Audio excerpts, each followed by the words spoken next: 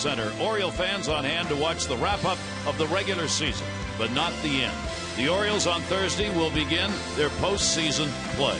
And the lineup you'll probably see in that Thursday game is the lineup you're going to see in this game, 162. The Orioles wrap it up, and then second season coming up.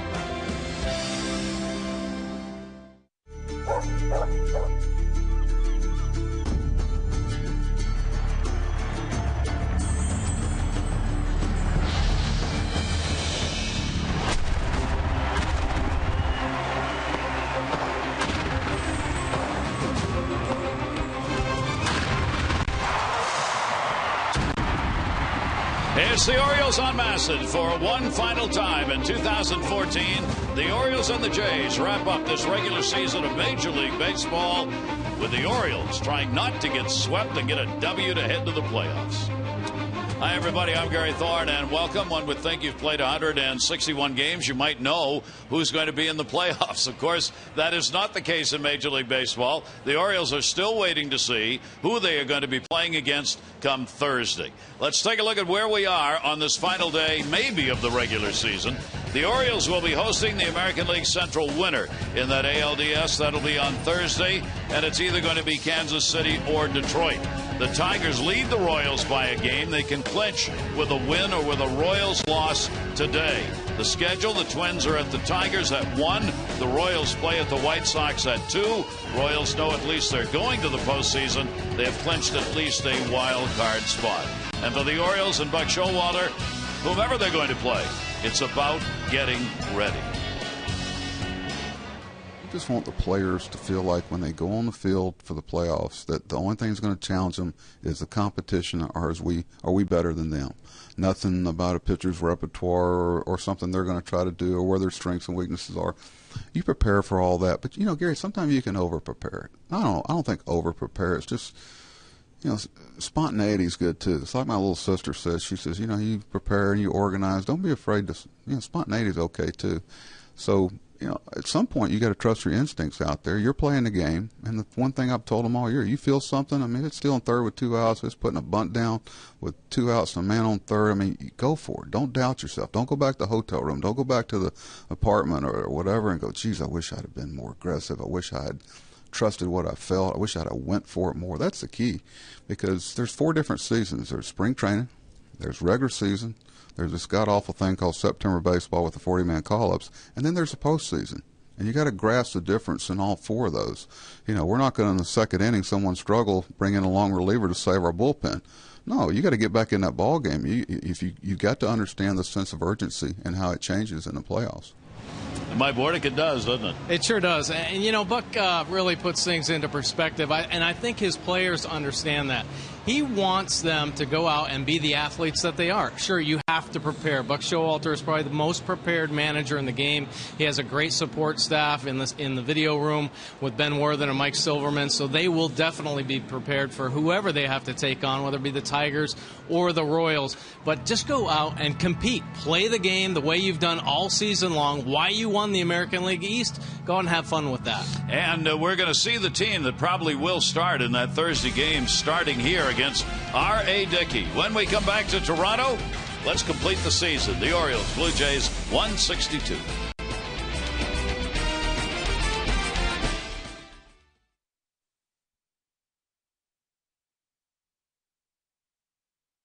To you by Southwest Airlines. Without a heart, it's just a machine. With the dome open, let's take a look at the starting lineup of those people who came in by train today, want to get caught up. 74 degrees is our temperature and lots of sunshine and streaming on through. Visit trainsearch.com to find your local train comfort specialist dealer. It's hard to stop a train, really hard. Here's the starting lineup brought to you by Southwest Airlines. Without a heart, it's just a machine. For the Orioles, Marquez, De Aza, Jones, Cruz, Pierce, and Hardy, Flaherty, Hundley, and Scope. In all likelihood, that is the starting lineup you will see on Thursday, particularly if it's the Detroit Tigers. Pierce finishing, as he's done mostly this season, strong.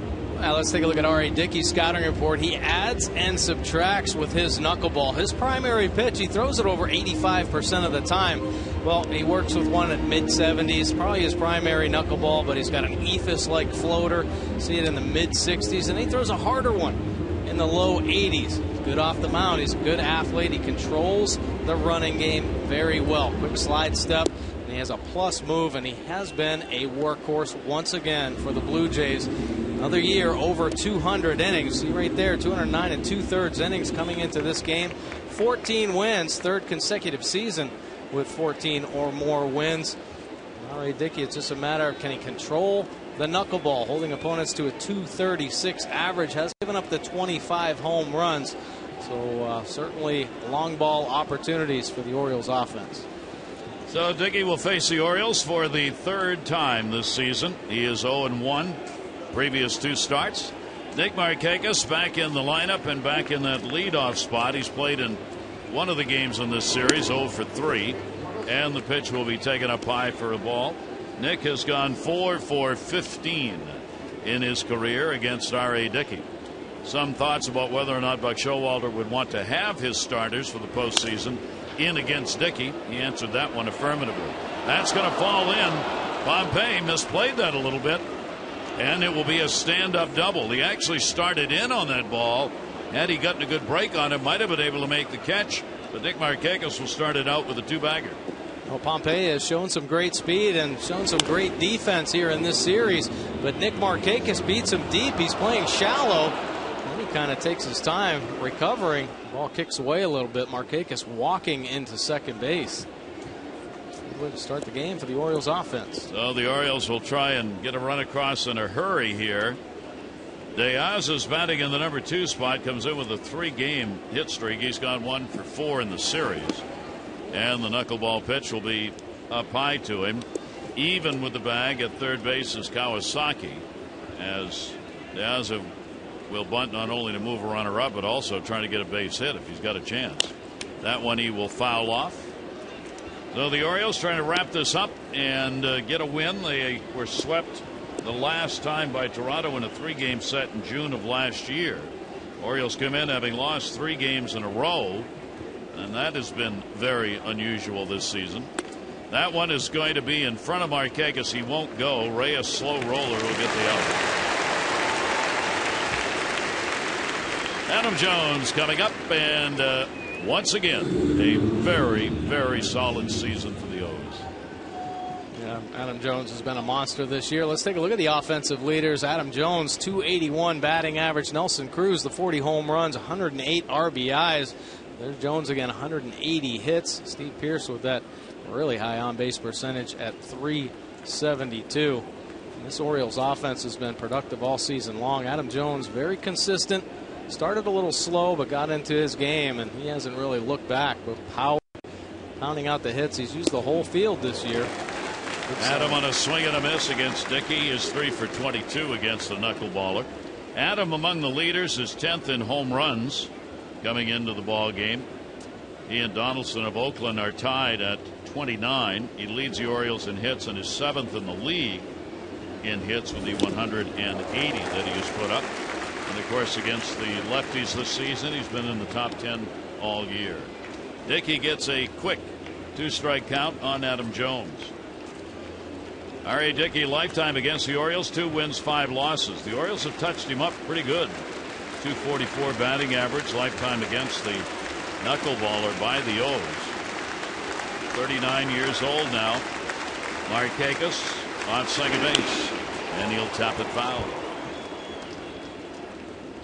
Jones, monster year, but monster numbers against Toronto in his career. 124 games, 277, 25 home runs, and 64 RBI. He really sets the tone when the Orioles play the Blue Jays. I mean, great consistency, great run production. Jones on the knuckler. That's just going to miss outside, framed. But they do not get the call on it.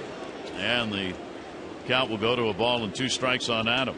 Adam is tied with Miguel Cabrera for multi-hit games this year at 55.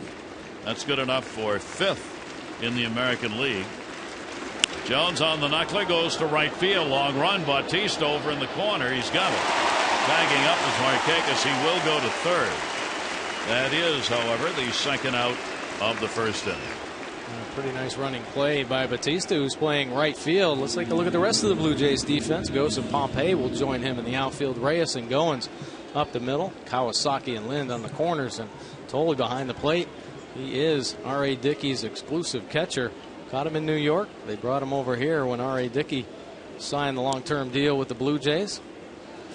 Dickey last year won 14. He's won 14 this year. He pitched 224 innings last year. He's pitched 209. He gave up 207 hits last year. He's gave up 189. His ERA last year 4.21. This year 3.78. Ball hit in the air to right field off the bat of Cruz. Again, Bautista in the corner, and another fine running catch.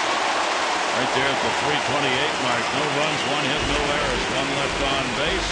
Miguel Gonzalez and a lot of others will be pitching for the Orioles this summer.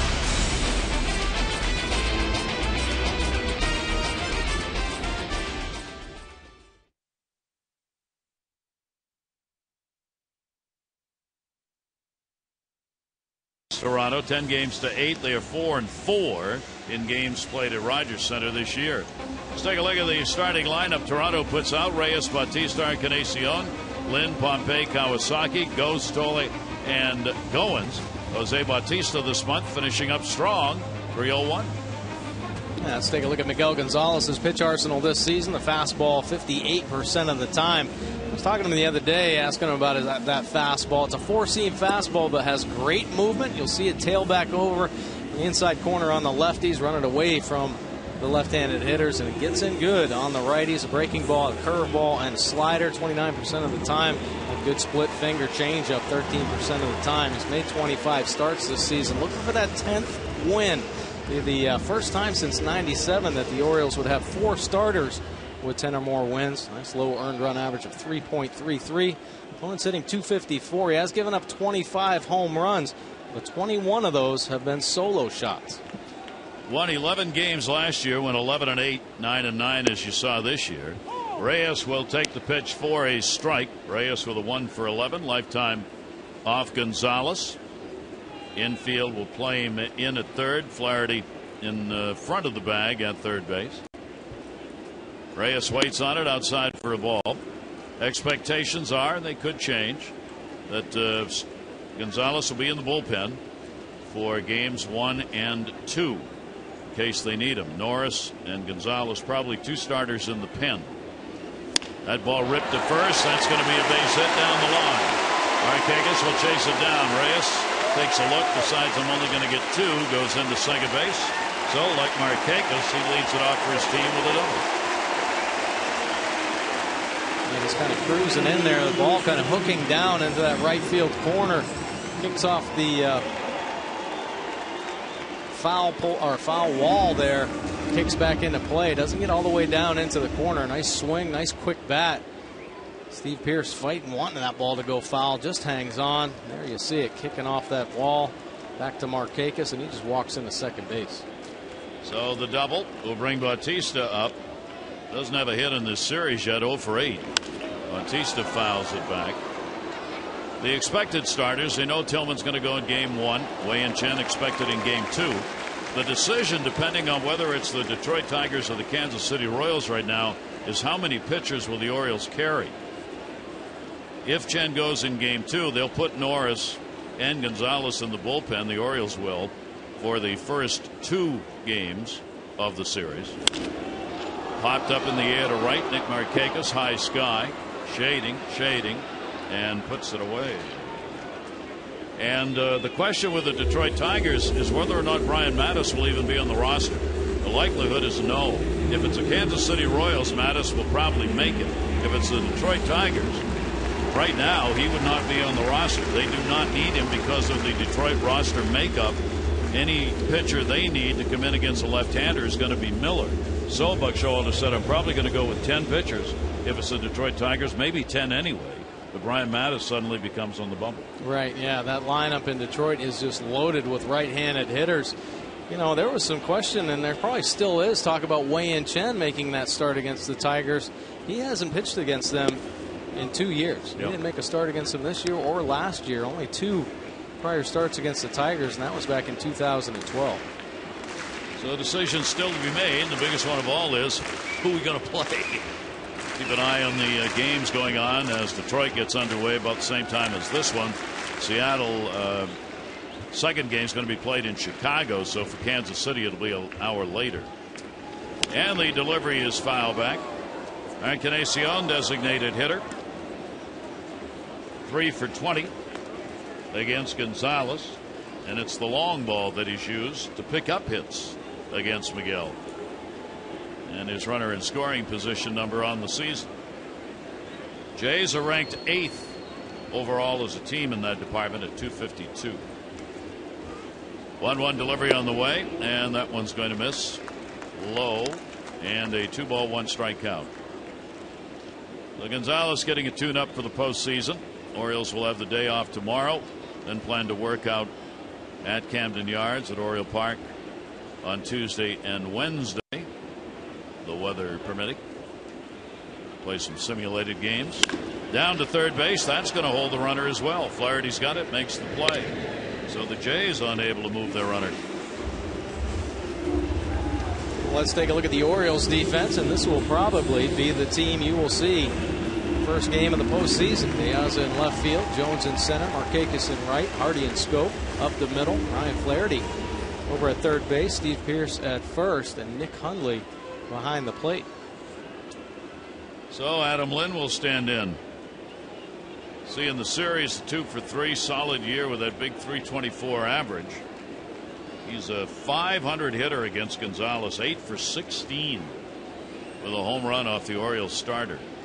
Reyes still at second with 2 down. And Lynn will take the pitch. Lynn came out in the newspaper during this past week kind of questioning the organization. He said, I wonder whether we started this season with the best 25 guys we should get, and he was talking about the starting rotation in particular. He didn't think it was. He didn't like the decision to bench Colby Rasmus for the final month. He hasn't played. Ball is popped up, shortstop back, and play made by Hardy, so that'll do it. So each team gets a leadoff double, and neither able to take advantage of it. No runs, 1 hit, no errors, and 1 left on. From Arnold, $500 for being selected, $500 for every Orioles home run hit today. And with all the Orioles home runs, the lottery's awarded over $150,000 this year to its contestants. Play the Orioles scratch off today. You still have a chance to win up to $60,000. Find out more at mdlottery.com/Orioles. Here is Steve Pearce. And the pitch will be taken down low for a ball. Pearce with a 1 for 4 in this series. Big average, 295, and all those RBIs. There's the knuckler. Stumbled over that time, and a 1-ball 1-strike count.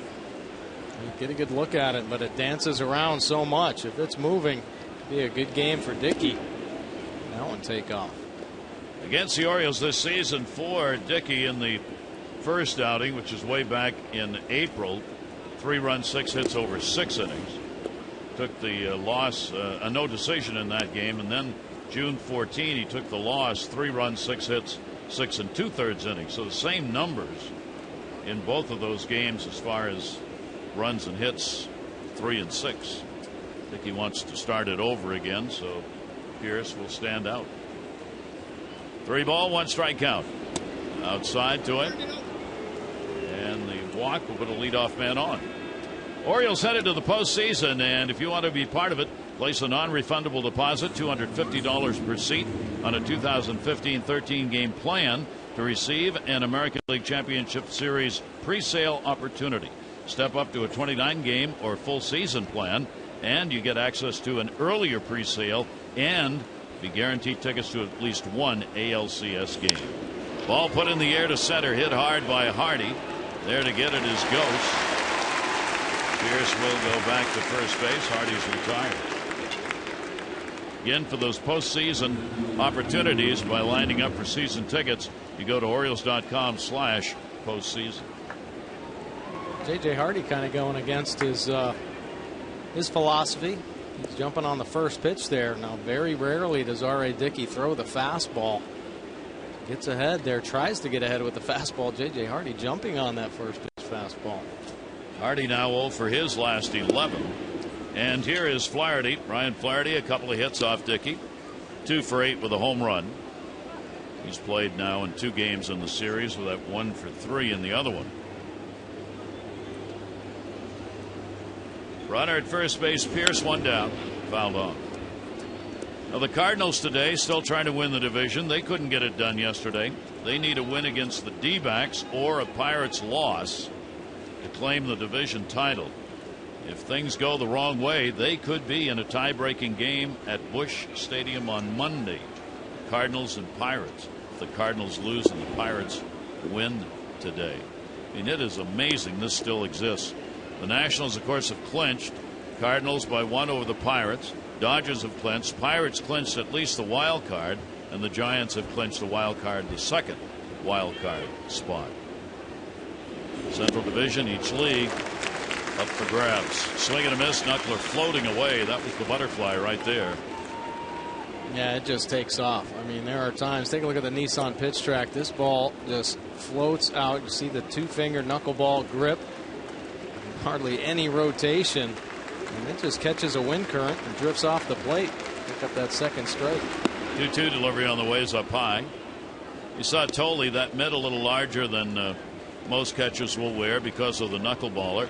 And you'll notice Tolley will always let the ball come to him. The last thing you want to do on a knuckleballer trying to catch it is reach out.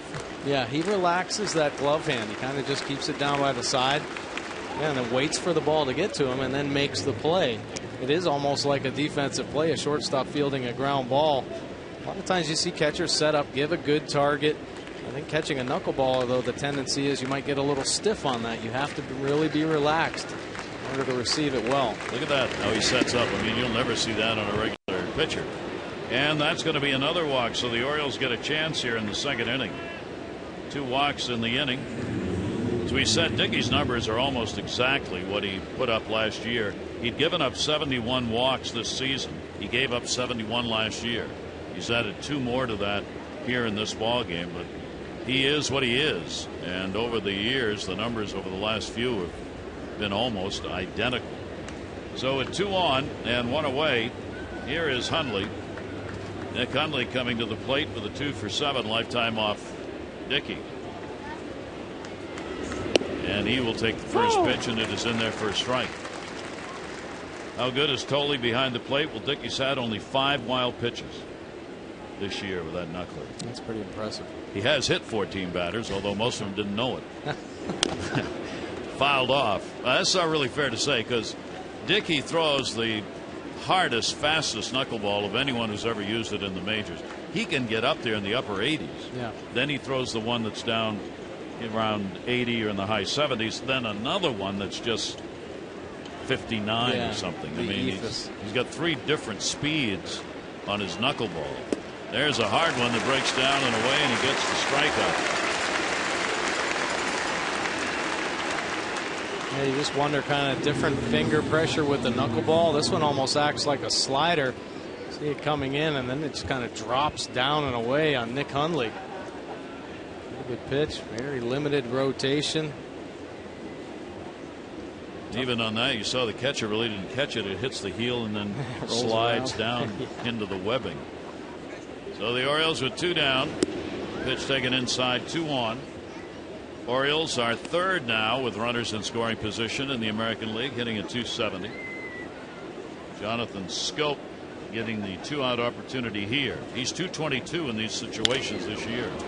That'll go to left field. Pompey, Reyes, the shortstop, foul territory, and makes the catch. Pompey almost knocking him over.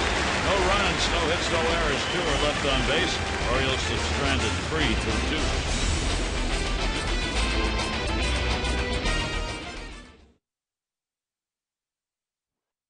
2. Miller time later in our ball game today, brought to you by Miller Lite. Good crowd on hand here today to say goodbye to the Jays here at Rogers Center, and more importantly to pick up the winter hat which was handed out, and it's a beauty. There were fans lined up around the park to get in because only the first 20,000, there's the hat right there, only the first 20,000 get the winter hat handed out here today, so a lot of folks wanted to make sure they were on time.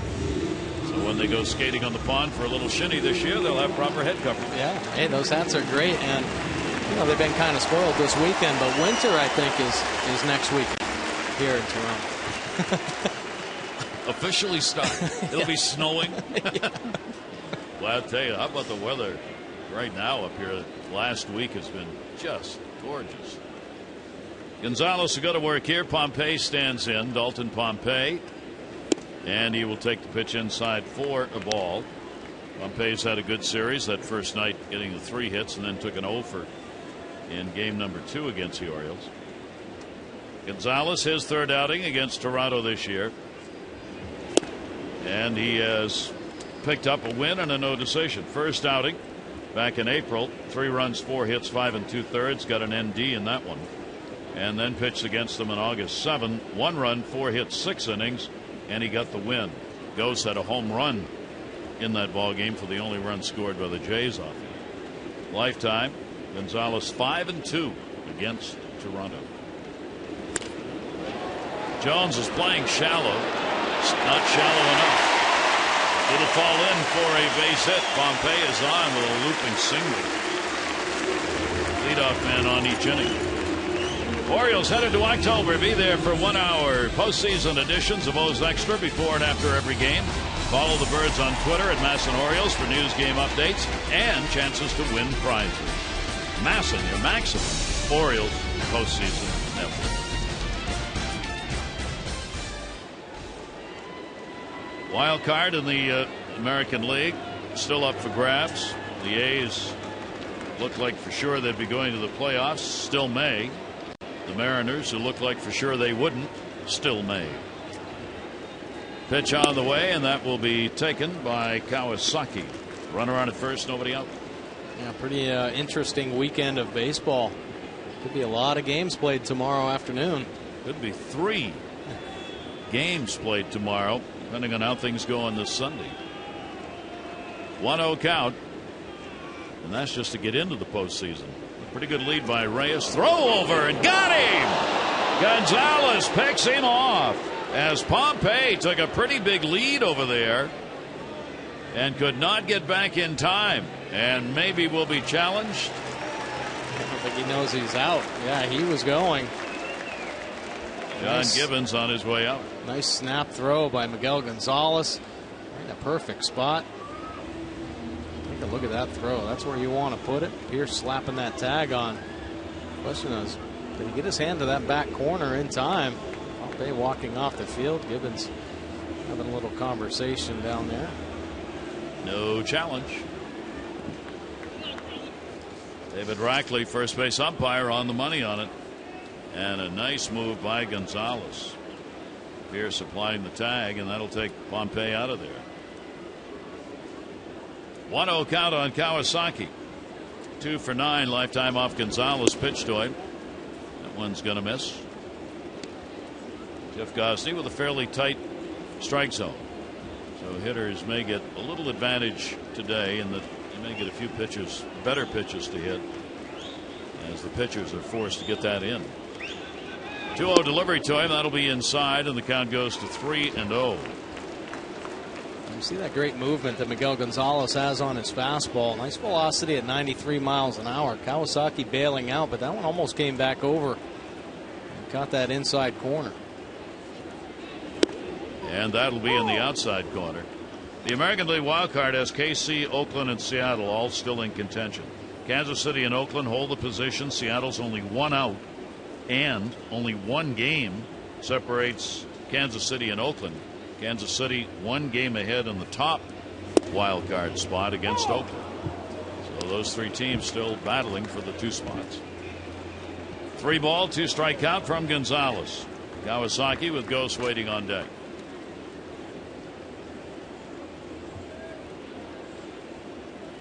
.30-year-old with a 3-2 delivery and a slapper to second.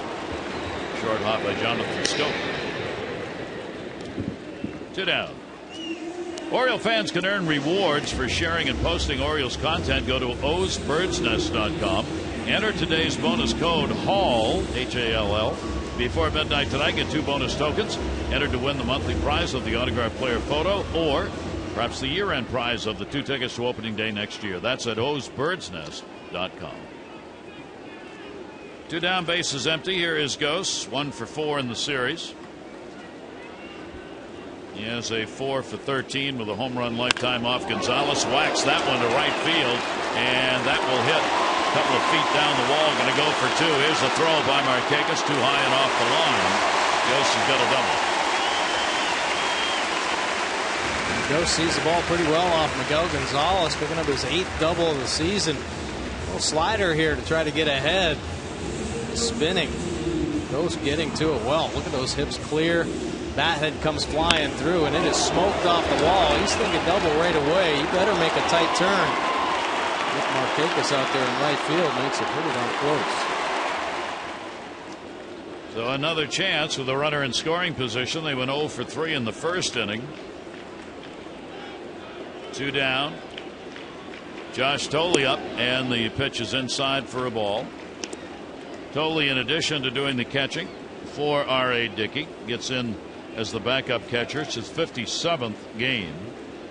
252 extra base hits, 4 doubles, no home runs, 7 RBIs. Outfield shallow. 1-0 delivery. Thole takes it outside. This is about as far in as you'll ever see Adam Jones play. He is way in. Yes, anything over his head is an inside the park home run. And he's a country mile from where he usually wears out the turf of the grass. 2-0 pitch on the way, and Thole will foul it back. Yeah, that's a situation where he and Wayne Kirby talk about these situations, whether it be to throw Ghost out, understanding what Josh Thole does at the plate. Intensity may be just either hard ground balls up the middle, nothing deep hit. So Adam Jones trying to take advantage of that defensively. It's a ground ball up the middle. He's got a shot at throwing Ghost out. Certainly has the ability to chase balls down that are over his head. 2-1 delivery, and that one is going to be foul back. Gonzalez will get ahead on the count. 2 balls and 2 strikes. Miguel has suffered losses in the last 2 games, 1 to Boston, 1 to New York. Prior to that, had a 3-game win streak. On the road this season, he has gone 5-4 with a 3.48 ERA, just a little bit higher ERA than what he's had at home, only about a quarter of a run. Here's the 2-2 delivery, and almost got him. So a full count, 3-2. Really, he has some great weapons against left-handed hitters. He can throw that slider down and in. He loves to work that fastball in the inside corner as it comes back. That devastating split finger that fades down and away off the lefty. So a lot of different weapons, ways to attack left-handed hitters. 3 ball, 2 strike count, runner on second base. Thole will hit a slow roller. Gonzalez will field it, make the play, and records the out. Out of foul territory on that one. So no runs on a couple of hits. Big pickoff on Pompey in the inning. 1 left on.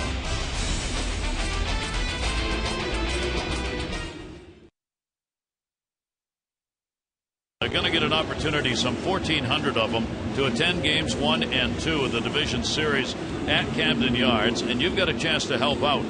In order to raise funds for the nonprofit groups, the Orioles are auctioning off several pair of front row field box tickets for games 1 and 2 of the Division Series. If you go to Orioles.com/auction, you have until Tuesday at 8 p.m. for game 1, Wednesday at 8 p.m.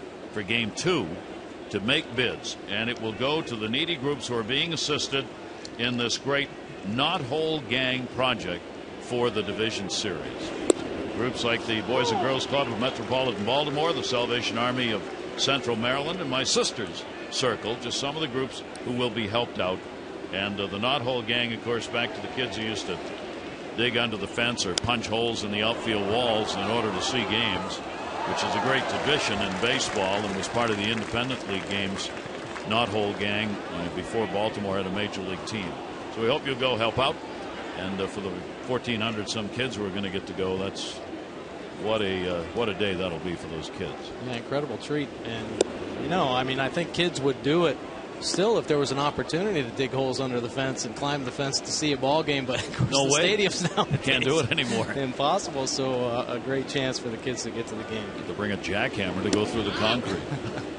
The old Boston Garden used to be able to sneak up the fire escape on the Mystic River Bridge side, and the security guards at the top, if you knocked on the door, if they felt good that day, they'd let you in. Oh, wow. So you can see the Bruins of the Celtics play. That was their version of the knothole game. Fire escape group. Nick Markakis, 2-ball, 2-strike count. He doubled his first time up, was stranded at third base. Markakis, Diaz, and Jones scoreless here in the third inning of this final game of the regular season. R.A. Dickey with a 2-2. Center field. Ghost is there.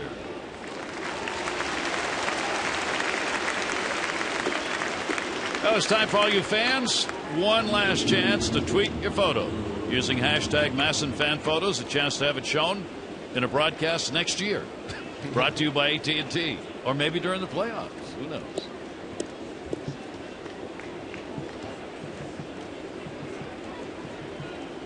Here is Diaz, grounded out his first time up, and he will take the pitch for a strike on the inside corner.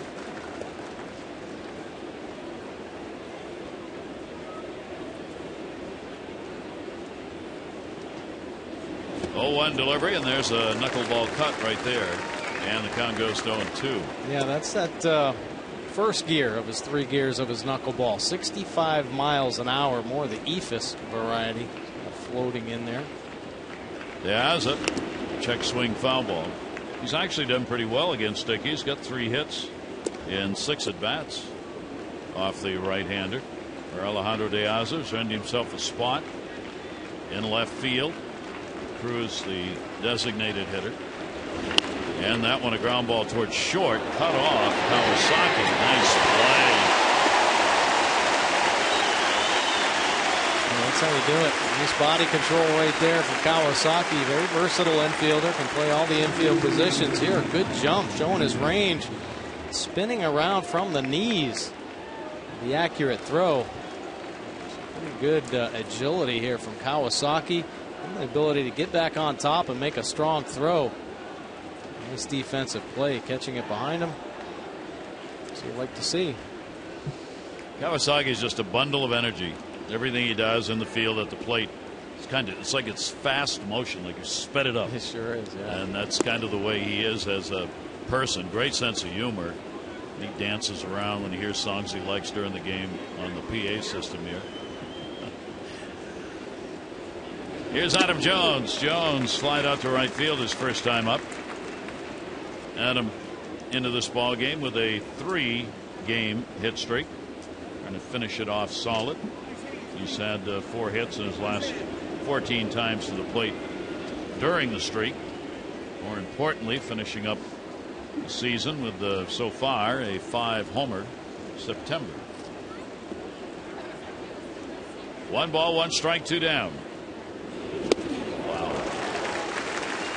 Another one of those at 68. Yeah, 68 miles an hour, just floating up around the eyes. Adam Jones gets a good look at it, and a pretty healthy cut right there. Just enough movement on the slow knuckleball. Keep it off the bat end. 2 down, nobody on. 1-2. Jones goes down. Dickey gets his second strikeout. A clean inning. The first one R.A. Dickey has had. Gonzalez back to the mound.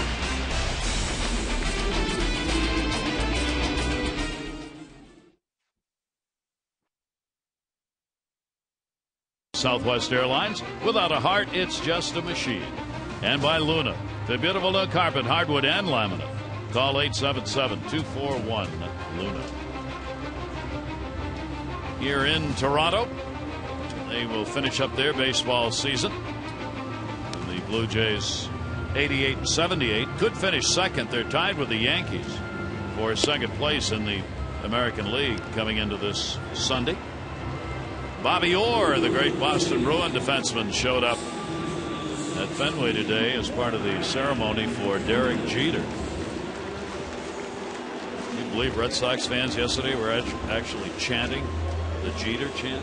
Never thought you'd hear that. No, they're just happy to see him go. That's right. That's exactly right.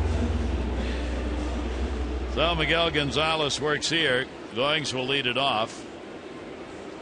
Second baseman, 1 for 9 off Gonzalez, then Reyes and Bautista. And fouled off. Gonzalez really helped himself in that second inning after Pompey had that single, that pickoff.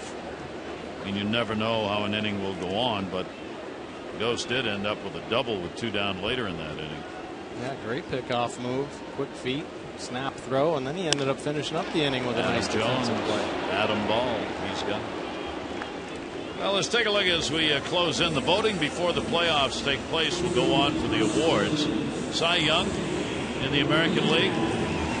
Hernandez, Kluber, Sale. MVP, everybody seems to be giving it to Mike Trout already. Rookie of the Year, really Abreu. Mike seems to be all alone there. What do you think? Yeah, well, I think it's going to be a pretty interesting race for the Cy Young with Felix Hernandez and Corey Kluber. Corey Kluber, just a monster season. Made up some innings. I think Felix Hernandez possibly a chance. He's probably the front runner anyway. I just think by name and what he's done in his career. But he's pitching today. Yep. And if he comes up with a big win and Seattle finds a way to get in the playoffs, he'll be a lock for that Cy Young award. Mike Trout, he could have won the MVP for 3 years in a row if not for Miguel Cabrera. So I think he's in line for that. And Jose Abreu, a monster year, hitting over 300. I think around 317 right now, 36 home runs. So monster year for Rookie of the Year in the American League. Yeah, he seems to be pretty much alone in that category when it comes to Rookie of the Year. And that pitch in the air by Reyes. De Aza. 2 down. The National League award winners, maybe. Clayton Kershaw seems to be a runaway, and deservedly so, for the Cy Young. The MVP, Kershaw, I think he's going to get both. Andrew McCutcheon with Pittsburgh, Giancarlo Stanton for the losing ball club, but what a great year he had. And then Rookie of the Year, DeGrom's got a chance, but Billy, well, he doesn't have a chance. Billy Hamilton's going to win that, I think. You think? Yep, I do. I'll tell you what. I mean, Billy Hamilton certainly could be an impact player. He's got incredible speed, 56 stolen bases, but he was caught a lot this season. And, you know, his on-base percentage is under 300. That's going to be a base hit. Bautista's on with his first hit of the series. You think he might not? He may not. You know, DeGrom really, he came up and really was dominant, you know, as a pitcher. His earned run average was below 3. Made 22 starts, and 17 of those were quality starts. So, you know, they're going to look at him pretty intently. Yeah. Hamilton, the only advantage, he was up all season long. DeGrom came in a little bit later in May. The writers will be voting on those awards, as we said, at the conclusion of the regular season today or tomorrow. Remember, the games, if there are playoff games tomorrow, they're considered part of the regular season. So we say this is the last day of the regular season, but there could be games 163 for teams if there end up being tiebreaker games played tomorrow. And then once that's all done and before the postseason starts, then you get the voting by the writers. Right. So that postseason doesn't affect those awards. You know what I think is kind of interesting is that Clayton Kershaw, you know, it seems like maybe once every 15 years you have an argument, should a pitcher win the MVP? Kershaw certainly in the talk this season. Cy Young, probably a lock for the Cy Young. Sub-2 earned run average, 21 wins. He got his 21 wins in only 27 starts because he missed the month of April. So pretty impressive stuff. And, you know, he made such an impact. When you have a pitcher that is that dominant that you can just lock in as a win, you avoid losing streaks, you know, as for your team. I mean, I think it should be looked at as MVP, but it has to be a very dominant performance, and I think Kershaw turned one in. There are some writers who will not vote. This was a swing, by the way. Some writers who will not vote for a pitcher, saying that an MVP is a position player because of the fact they're out there every day. Every day. There's an argument to that. That's just a matter of how you define it. Well, you know, I read an interesting article. Don Mattingly lost the MVP one year to Roger Clemens, who had one of those monster seasons. And he was upset about that. And now that he's got Kershaw on his side, he can understand why a pitcher like Roger Clemens could potentially win an MVP. Yeah. Which side of that barn door are you on at any given time? 2 ball, 1 strikeout, 2 down here. All right, Encarnacion, a swing and a miss on that one. Then, of course, the postseason, you have their own awards for MVPs of the different series up to the World Series. There you go, riding the high fastball at the top of the zone. Encarnacion, a healthy cut. 2 ball, 2 strike count. Bautista with a base hit at first, being held at right side of the infield wide open as the infield shifts around on him. 2-2 delivery, and that'll be fouled off. Pull that one foul.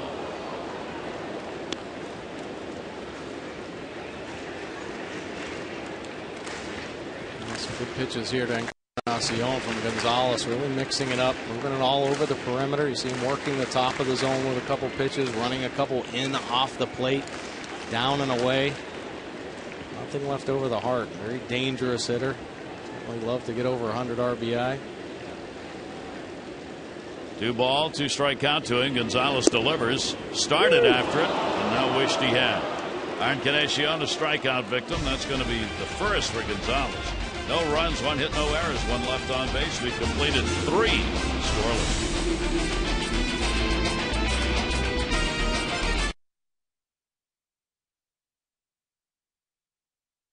MVPs for the Orioles. Where would they be without Nelson Cruz? 8 years in Texas. They couldn't come to an agreement. Nobody else wanted to sign him as a free agent. Orioles jumped in late. Lo and behold, he's going to lead the majors in home runs. He's up by 3 on Carter in the American League. He's got 180 RBIs, 4th most in the majors, and he's 3rd in the majors in extra base hits with 73. It is a who would have thought it would be that good. Oh, quite an impact he has made on this team. And you know, when you look at the overall season, see how Buck Showalter really managed him. You know, played him a lot as DH. He did play some outfield, but I think saving his legs through the course of the whole season really kept him healthy, and that's why you see such great production from Cruz all season long. And in the DH role today, where he is likely to be come Thursday for that first playoff game. Boy, what a difference maker he's been for the Orioles. Flied out to right field. Fine catch made by Bautista, first time up. 3 ball, 1 strike count. Dickey has walked 2, struck out 2. Gonzalez no walks, 1 strikeout. No score in the ball game. Toronto's out hit the Orioles 4-1 so far. Ball popped up in the air at second base. Goings is there, and Cruz is retired. Well, join the team and bring your big league dreams to life at the 15 Orioles Dream Week beginning January 25 in Sarasota. Enjoy a week filled with baseball games at the Buck O'Neill Baseball Complex and at Ed Smith Stadium. Former Orioles there to instruct you and enjoy a great time. Travel packages include hotel accommodations, flights, even your own Orioles uniform. For details, Orioles.com/Dreamweek. Here is Pierce, who will walk his first time up. Tigers' 3rd inning have taken a 1-0 lead over Minnesota in Detroit as they try and get the job done themselves by picking up the win today. They've got to do that or have Kansas City lose in order to clinch the division and face the Orioles. Pierce with Hardy to follow. You know, it's kind of interesting about Detroit, the way they're finishing up.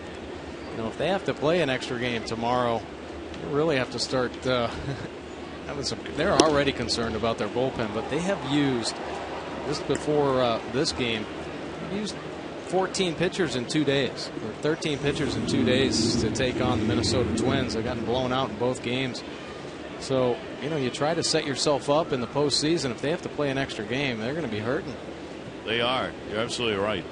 I mean, the Orioles wouldn't mind seeing that happen. No. Here's J.J. Hardy. Hardy flied out to center his first time up. But, Joe, they could not have anticipated that the Twins were going to put the numbers on them that they have offensively in this first 2 games of the series. That's what happens when you got a club that's just loosey-goosey, has nothing to lose. They come out and want to give you a beating. Yeah. As Buck says, put a whooping on you. They can do it. There you see the Tigers clinch. If they can get a win or a KC loss, White Sox, Royals, Tigers have the 1-0 lead, 3rd inning in their game. Tigers pitching David Price today. That one's going to go to short. Reyes, there's one. No, well, it was a relay. Goins had trouble getting it out of his glove, but he still had time to double up Hardy. No runs, no hits, no errors, nobody left, and no score.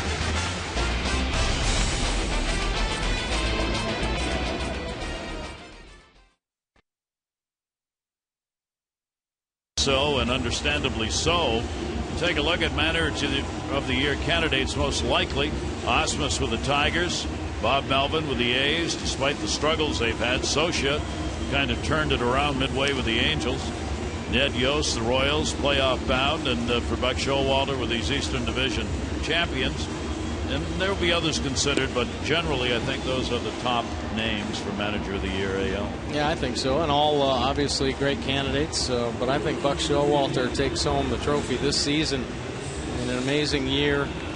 He's had winning seasons the last 3 years, and to take over the American League East and win the division, I think is a remarkable accomplishment. Really pulling Baltimore and the whole organization, out of the cellar, moving them back to the top, a contending team now consistently 3 years in a row. I agree. I think, Mike, that the 3-year totals and what he's done in Baltimore are going to come to the fore in the voting this year as Manager of the Year. It'll be about this year and what the Orioles have done, but it'll also be a recognition of the attitudinal change that he brought about in Baltimore. Sure. There is no question he's the one who did that. He will not take credit for it, but he did. Yeah. It wasn't there before he came, and he's the one who made it happen. 0-1 count, Adam Lynn. Lynn on the big cut of Gonzalez after he popped out his first time up. Now you can definitely make good arguments for all the managers. I think Scioscia, a real good bounce back year. Very disappointing 2013, and here best record in the American League. So that's pretty impressive. And of course Seattle and Kansas City with Yost and McClendon. It's pretty impressive stuff that they've done there to keep their teams in the battle. A lot of it is going to come down to whether or not they do make it in the postseason as well, even if they get a legitimate look. But I think Buck's the kind of clear candidate. 0-2 count on Adam Lynn. Pompey is on deck. Gonzalez delivers. Line shot. Right to Pierce. Take a look at the National League for Manager of the Year. You got Bruce Bochy, the Giants, the wild card. Hurdle with the Pirates. They're going back. Matheny, the Cardinals, there again. Don Mattingly, the Dodgers, there again. And Matt Williams with the Nationals.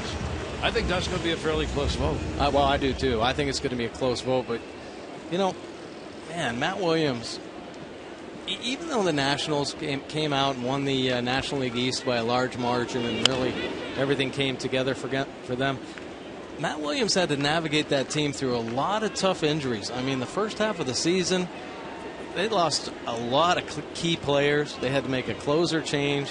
And he really kept everybody on board and in the right direction. And they finished strong and ended up walking away with the National League East. I think he's got to be the top candidate there. And that last comment is why I would vote for him, Mike. I think the fact they won it by such an exaggerated number when it looked like for the first half of the season they were going to have to fight to even make it, I think goes to his credit. And, wouldn't be surprised to see that. How about that? It was Showalter and Williams who win the Manager of the Year awards, and the World Series ends up being the Orioles and the Nationals. Wow. Wouldn't that be something? That's, certainly within the realm of possibilities when you made it into the postseason. 0-2 count. Pompey with Kawasaki waiting on deck and swinging a foul tip right at the plate. By the way, I was talking about Buck Showalter over the last 3 years and the recognition of what he's done. He has won 273 games over the last 3 seasons. That's the third best number in the majors. Bob Melvin and Mike Matheny in St. Louis are the other 2. 3 winningest managers over the last 3 years. Pompey will take the pitch. That'll bounce. And a 1-ball, 2-strike count. And keep in mind now, this is done after 14 consecutive losing seasons. Well, that's why I say that attitudinal change. Yeah. I think he's getting recognition for having done that. Changed the whole philosophy about what's going on baseball-wise at Camden Yards. 1-ball, 2-strike count. Gonzalez will knock that one off the inside of the bat. That's going to be foul. 1-2. A couple good split fingers there down and away to Pompey. Doing a good job to fight to keep his bat alive. Pompey, rookie, who we'll be hearing more about probably. I mean, obviously, he's come up here at the end and put on a show, but a very limited exposure at the major league level. So But that's what you got to do. That's how it starts. 1-2 pitch on the way, and that'll go to right. Markakis at 360 finds it. 2 down. Don't miss the excitement of postseason baseball. Place your deposits now on 2015 13-game season plans, and you will get a pre-sale opportunity for the ALCS, or upgrade to a 29-game or full season plan and be guaranteed tickets to at least one ALCS game. Remember, beginning Monday, 10 a.m. exclusively at Orioles.com/postseason, your final chance to grab tickets to the ALDS. Tickets, of course, extremely limited, so get there. Get to the ballpark. Kawasaki puts that one into the seats. He grounded out his first time up. Kawasaki probably with the most pronounced of the grips, where you still get to see the bottom of that bat. He really chokes up. 0-1 pitch to him. Gonzalez. That's going to go to center, and that's why Jones is shallow. An Adam ball right at him. Another clean inning. 1-2-3. These two pitchers dominating this game through 4.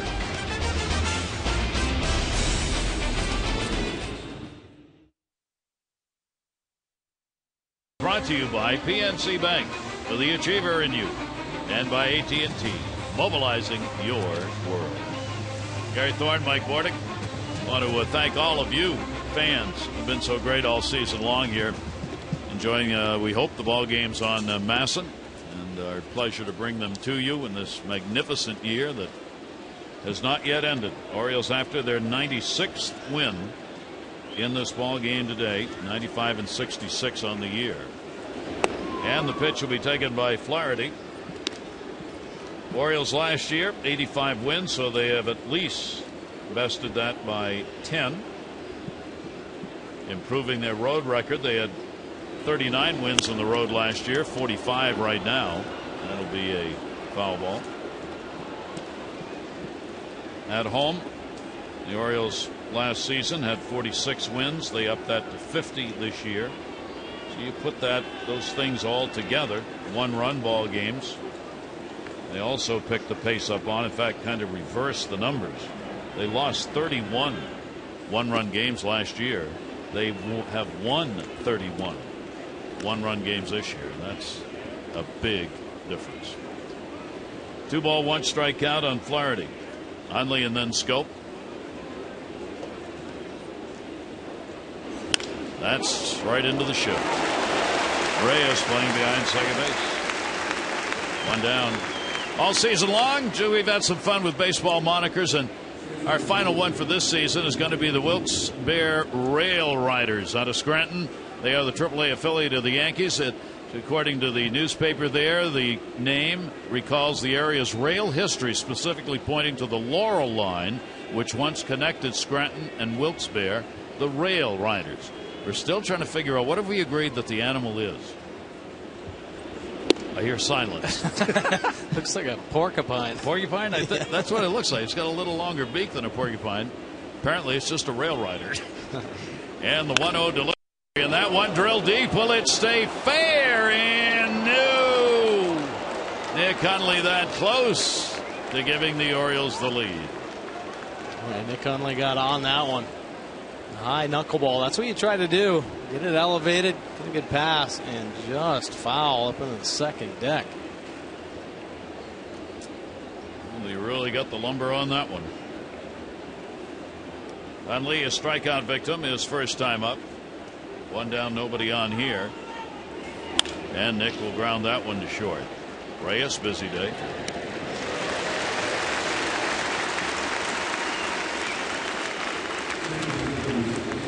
So Nick Hundley out of there, 2 down. Jonathan Scope popped out his first time up. He'll come to the plate with nobody on. The Orioles, with the 3 straight losses they have coming into this ball game, have lost 4 straight games only 3 times this year. Trying to avoid that happening here. Foul straight back for a strike. Doesn't affect anything, but you just feel better if you win that final game. Yeah. You definitely want to go out and win. I mean, I don't think the Orioles have not tried to win, but And I think once this game is over, the Orioles don't even think about the regular season.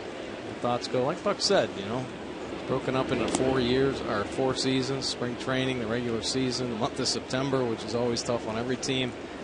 So many players getting called up, and then the postseason. Well, they're just going to push 3 seasons aside and move on to the postseason, collect themselves, and have good focus in their opportunity there.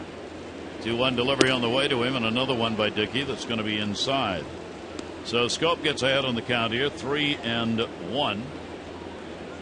Dickey, of course, even at the age of 39 with that knuckler, can be a throwing machine. That's a strike. You don't really watch the pitch count very much. It's just how's the knuckler doing. If he's getting it across, then he can go on and on. Here's the 3-2 delivery. Scope gets it in the air. That's to left field. That is way back. And goodbye, home run. A towering shot by Jonathan Scope. And the Orioles are on the board with a 1-0 lead, his 16th of the year. Pretty good pass right there by Jonathan Scope. Nick Hundley just missing a home run. That before. Scope 16 home runs this season. Great power. No mistakes up in the zone. He gets on them. This one, the elevated knuckleball. No, it was a fastball, not a knuckleball. Why not? Like 81, 82 miles an hour. That's a Scope backlegs that one. Scope gets his 3rd career home run in this ballpark. And the Orioles have a 1-0 lead on just their 2nd hit of the game. That's Markakis had a double leading off the ball game to the Orioles. That's their other hit, and here he is, 1 for 2. Stephen Miller, our Maryland lottery contestant of this game, $500 on the home run. 1 ball, 1 strike count.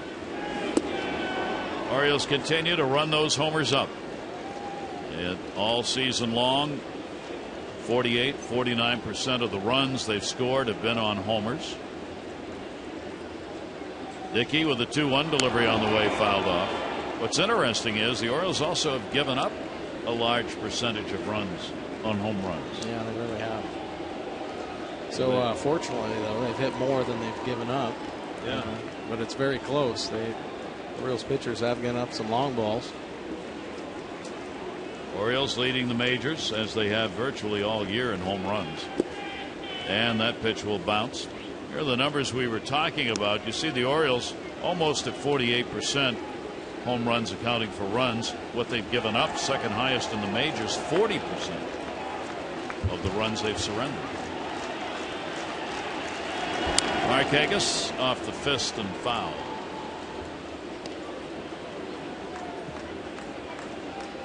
Three ball, 2 strike count. Be interesting today, depending on what the Tigers do in that game, that the White Sox and KC play an hour later. I think KC will be scoreboard watching in that game. That one down the line, that should fall in if it's fair. Oh, what a sliding catch, Bautista!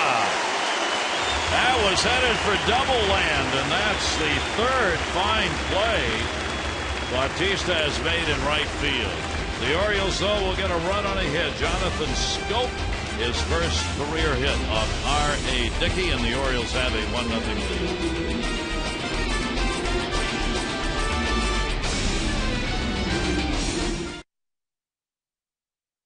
His 20th game with the Orioles, what a difference he has made. Joseph, 9 home runs. He and Hundley working behind the plate this season for the Orioles. Hundley's had 19 RBIs. Pierce, 21 home runs, 49 RBIs. No one expected that. Lowe, he's had 6 doubles, 3 triples, 4 homers, limited time in the outfield, and of course the hit machine. Young has picked up a .302 average, 30 RBIs.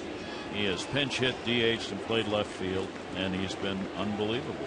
It really has, and this is the true storyline, I think, of this season, and really the Orioles organization, how they've turned things around, and what they look for in players.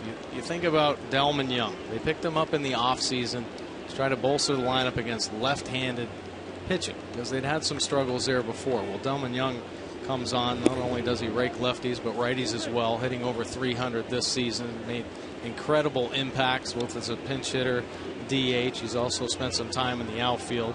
David Lowe was an off-season pickup. Steve Pearce, of course, an amazing story. You know, coming on as a role player. Everybody familiar with him. He's been with the Orioles for a couple years now, but sent out. But then comes back and becomes an everyday player when Chris Davis goes down. So his value has just been immeasurable, and he's become one of the best players in the game. Over 20 home runs, incredible on-base percentage, over 370, and hitting near 300 all season long. Playing a dynamite first base as well. And then you look within the organization, Caleb Joseph coming up. So the player development side also being recognized. You know, Diaza being picked up, Hundley being picked up when Matt Wieters goes down, you know, from the Padres. And I think the guys that they target are just good character guys that will fit with this team. And they have not missed a beat with every player they brought in. That's a testament to the scouting. It's a testament to what they're looking for in players. And it's also a testament to the veterans they have, understanding that new players that come in have to gel, have to fit in with this team, or you're not going to be here. Buck Showalter will not let you stay on this team if you don't fit in. And everybody has, and everybody's contributing. And that is made for the postseason ball club. Ghost goes down on the strikeout. Gonzalez has 2 Ks in the game. Totally up. He grounded out his first time up. Josh Toley, 0-1, 1 down. That one in the air to right field. Markakis going back. Has room. He's got it. And there are 2 down here in the 5th inning. Kids Peace, in partnership with the O's and Buck and Angela Showalter, invite you to run or walk in the 5th annual Kids Peace Trick or Trot 5K Saturday, November 1 at the ballpark. Wear your favorite Halloween costume. It's a fun course. Prizes go to the top runners and age group winners. Most importantly, proceeds benefit Kids Peace foster care and community programs of Maryland and D.C. Go to kidspeace.org/5K run. That's on November 1. And the pitch will be taken for a strike. And there's Ubaldo Jimenez, as the Orioles will get a number of pitchers in the ball game today. Buck Showalter wants to get work in here in this final game. Gonzalez has given up no runs on 4 hits. That one lashed the other way, will be a base hit. Goings will head for second base. Diaza has trouble against Pine. Goings will head for third. Throw coming in, will not be in time.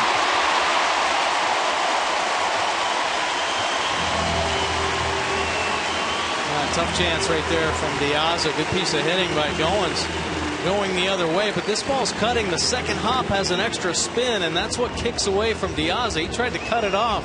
You saw it fighting towards the foul line. That second hop, just a little extra bite, kicks away from Diaza. Goins up for sliding in for the triple. So he gets his 3rd triple of the season with 2 away, and will give Reyes another chance. With a runner in scoring position, Reyes has doubled and flied out. Orioles have the 1-0 lead. Flaherty even with the bag at 3rd. Orioles outfield again will play shallow.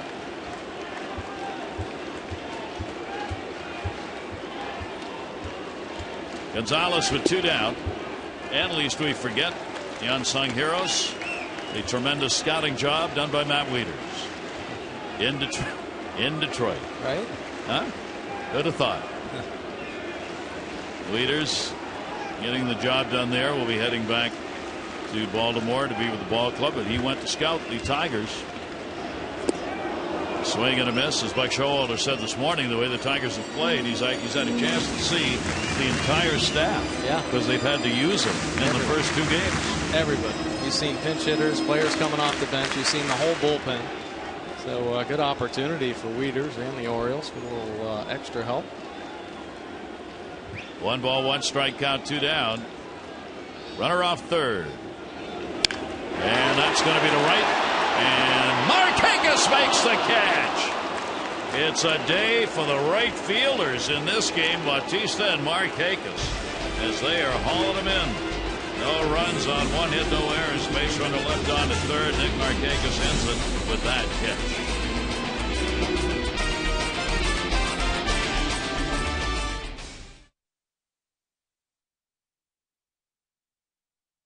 University of Maryland, University College, October 16, 83. Cal Ripken. Final out, Game 5, 83 World Series. The Orioles win. The Orioles win their third championship. Against Philadelphia, the pitching staff a 1.6 ERA. They gave up only 9 runs. Philadelphia's 18. Rick Dempsey, MVP of the World Series, 385, 4 doubles, a home run, 2 RBIs. Can the Orioles repeat this year? Alejandro De Aza, and he will take the pitch outside for a ball. That'll be it for Miguel Gonzalez for the O's.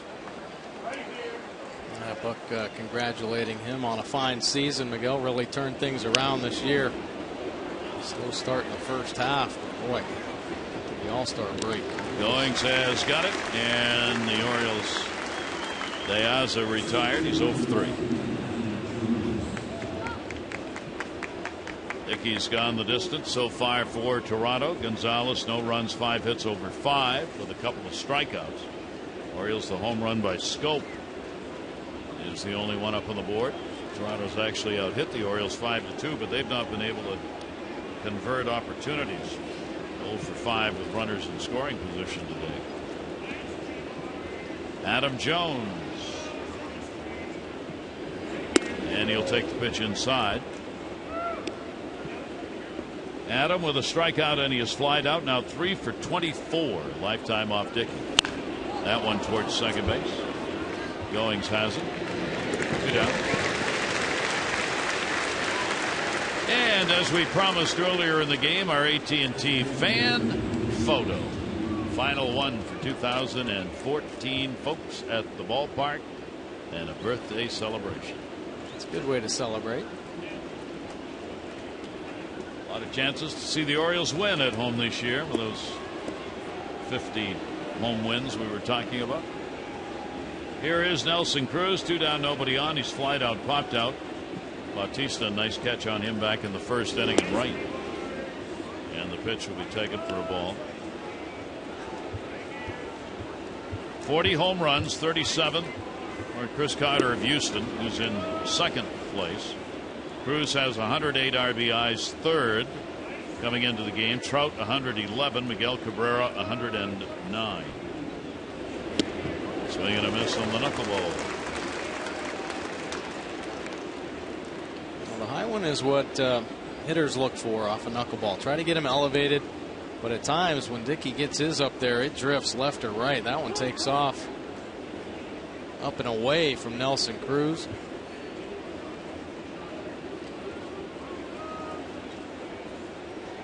Here's the 2-1 delivery on the way, and that ball to center goes right out. Another clean inning, 1-2-3. We go to the bottom half of the 6th. They're in Toronto, winding up this regular season. Gonzalez done for the day, but he didn't give anything up.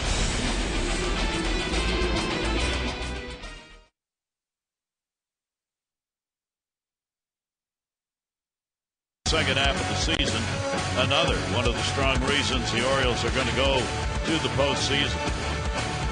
There have been only 7 starters. One of them, McFarland, made only 1 start, so really only 6.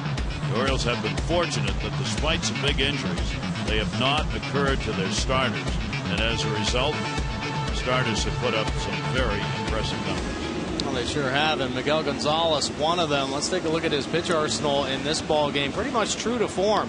Right on with the fastball, breaking ball, and changeup. Very tight line, 5 innings pitched, just the 5 hits. No earned runs, no walks, couple Ks for Miguel Gonzalez.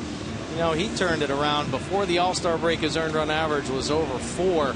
After the All-Star break, dropped down to 2.35. So Miguel Gonzalez was right on time. Waldo Jimenez coming into the game. Here's his pitch arsenal. That fastball 57%. The breaking ball 26% of the time. And the change 17% for Waldo. Pitching out of the pen. He did get a spot start. But coming off that ankle injury, then this rotation started to stabilize, and it was hard getting him back into the rotation. Opponent's hitting 244 off Ubaldo.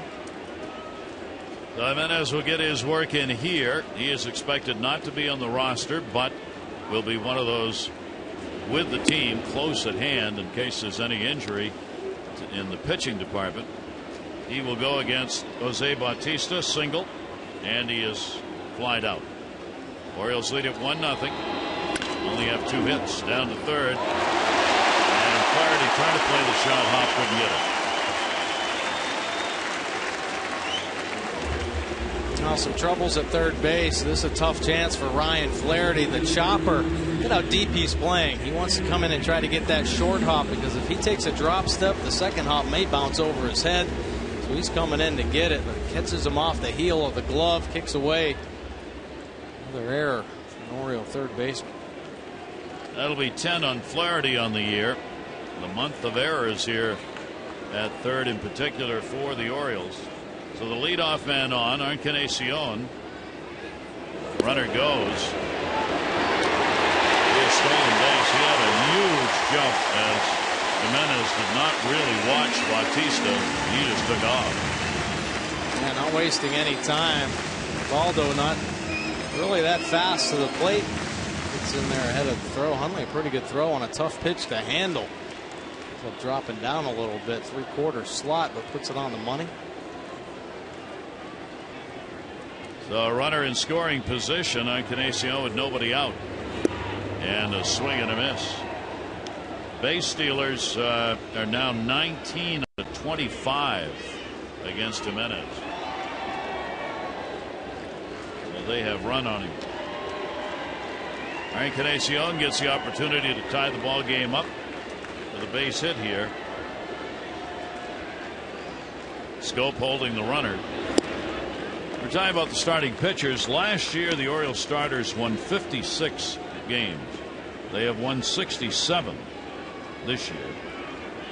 They lost 51 last year. They have lost 45 this season. So that starting rotation not only picked it up in innings pitched, but those win numbers. And a chance for a win here in this game for Gonzalez, at least for the moment.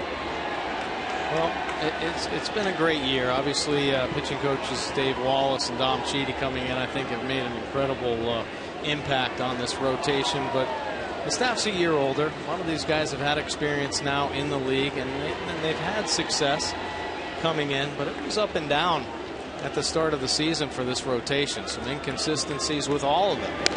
And when Matt Wieters went down with the injury, as unfortunate as it was, I think it really put a lot of onus on this rotation to take responsibility for themselves and make themselves better, figure things out on their own. And I think with the help of Cheedy and Wallace, they've been able to do that. And really, that's why they've had and enjoyed so much success the second half of the season. 2-ball, 2-strike count. Encarnacion goes after it and is a strikeout victim, the first out here in the 6th inning. Our Jeep inside the numbers while we're talking about pitching. Yeah, take a look. Wayne Chen leading the team in wins with the 16, but Norris has 15, Tillman 13. Starter ERA, Miguel Gonzalez. Wow, has that come down to 3.33, but the whole rotation is in the threes. Bullpen, Zach Britton's been a monster. 1.67 earned run average. Of course, Darren O'Day out there with a very low earned run average, 1.73 as well. 36 saves from Britton, and the strikeouts, Chris Tillman leading the way with 150. And foul back by Lynn. Tigers still leading in their game against Minnesota, 1-0, 6th inning. Tigers win, they'll have the division, and will be the team the Orioles will play on Thursday. Adam Lynn 0 for 2 in this ball game. Lynn has gone 5 for 18 lifetime off of Baldo Jimenez. Jimenez in conference with Hundley.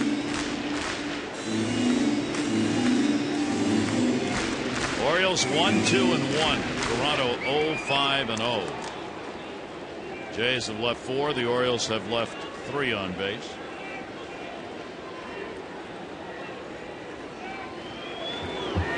One delivery, took a big rip, fouled it right straight back. Kansas City now underway, and the Royals have a 1-0 lead in the 2nd inning in Chicago.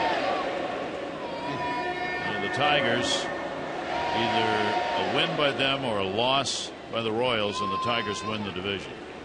The other way around, they have a playoff game.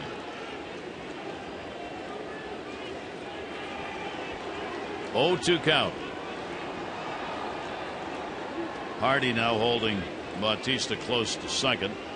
Lynn steps out.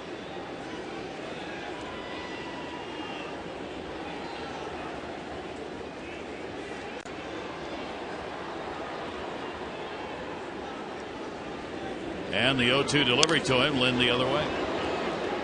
Neither of the wild card teams in the American League last year are in the playoffs this year. The Indians and the Rays. For the wild card teams, neither made it.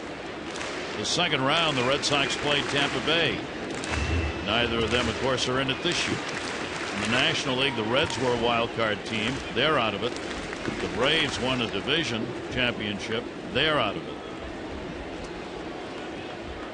0-2 count. And Lynn protecting, fouls that one right straight back.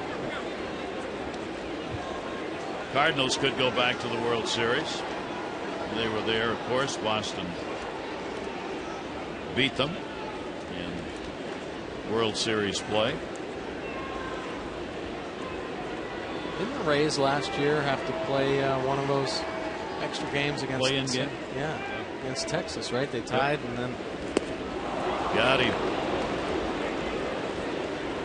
There's a couple strikeouts in this inning on a couple nasty split fingers. You see the split finger grip. It is diving down and away. Adam Lynn had a great month of September. Can't get to that nasty pitch.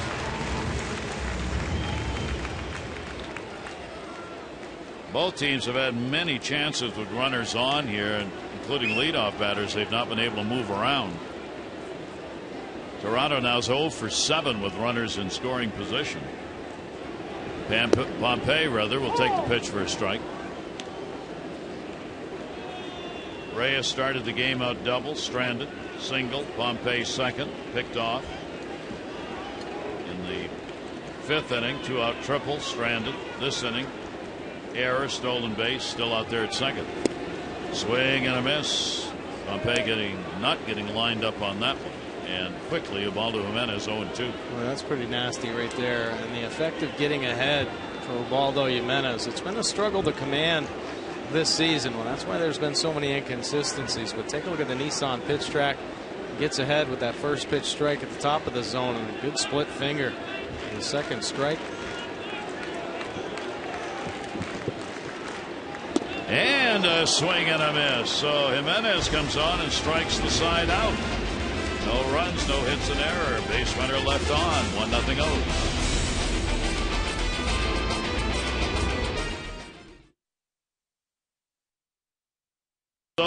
Go beyond the stadium. See the top beaches in the USA. You can start planning at visitsarasota.org. Spring training home of the Orioles.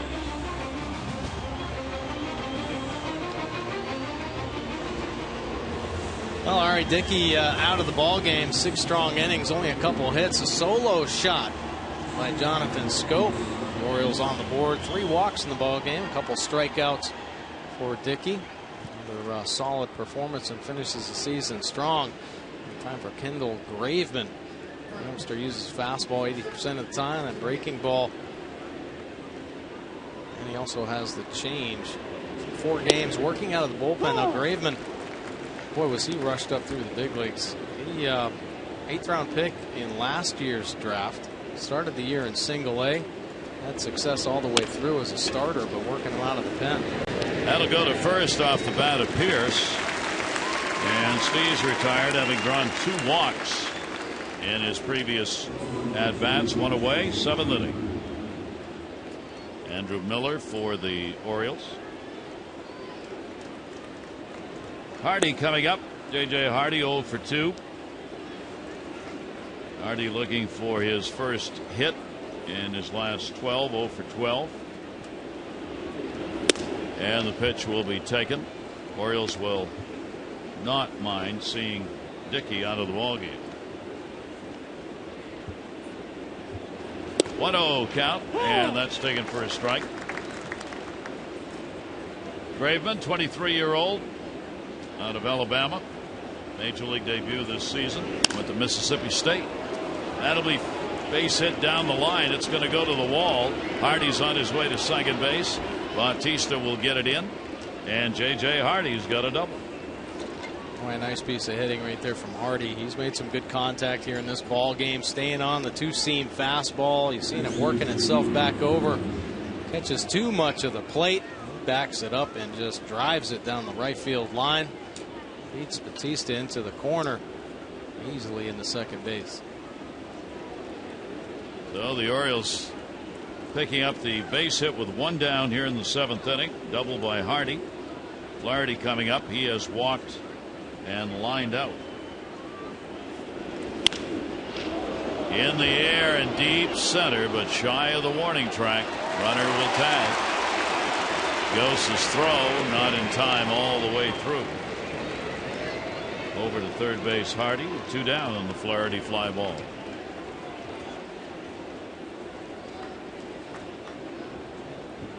Good job by Hardy. One thing you've seen this season from the Orioles, really good at reading balls, deep fly balls, a lot of double tags, tagging from second base. Get yourself into third. So many pitchers nowadays with good finishing pitches that they like to bury. So another opportunity here for the Orioles to make a mark, possibly on a wild pitch, pass ball. Infield playing way back. Nick Hundley just missed a home run his last time up. Ended up grounding out off Dickey, and he has struck out. Brett Cecil in the bullpen for the Jays. 0-1, 2 down, runner off third base, and the pitch taken inside.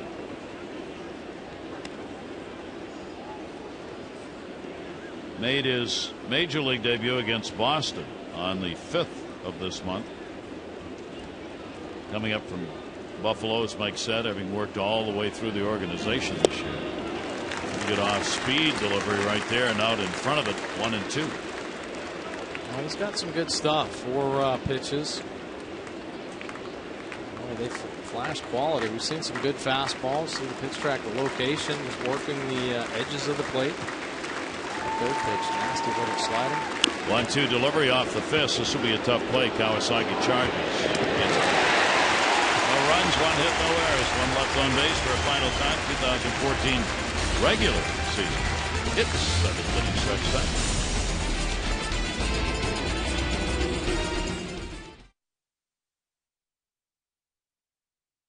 Rare fastball from R.A. Dickey, 99 miles per hour off the bat, deep into the stands. Man, appreciation day. Well, Reyes up on Gonzalez, and he smokes one. Goins on third, but Nick Markakis with a beautiful running catch over the shoulder. Preserved the shutout for Miguel. Take a look at the Orioles box score. Markakis with the double. Steve Pearce a couple walks. Why not increase that on-base percentage? J.J. Hardy picking up a double. Flaherty with the walk, and Jonathan Scope the solo shot. Remember, Geico, 15 minutes could save you 15% or more on car insurance. Well, Andrew Miller now into the ball game. He used that fastball 58%. Good one, cross-body fastball, mid-90s. Hard slider 42% of the time. Good mix. Great success off both lefties and righties. That earned run average 2.04 on the year. In 72 games, so he has worked 61 2/3 innings this season. Opponents hitting just 154 overall. 163 by the lefties, 148 by the righties. So Kawasaki comes out of the ball game. Tollison will be the pinch hitter to lead it off at the bottom of the 7th inning. Steve Tollison in the ball game had a double and 2 times to the plate yesterday. Andrew Miller for Ubaldo Jimenez. Those 3 strikeouts.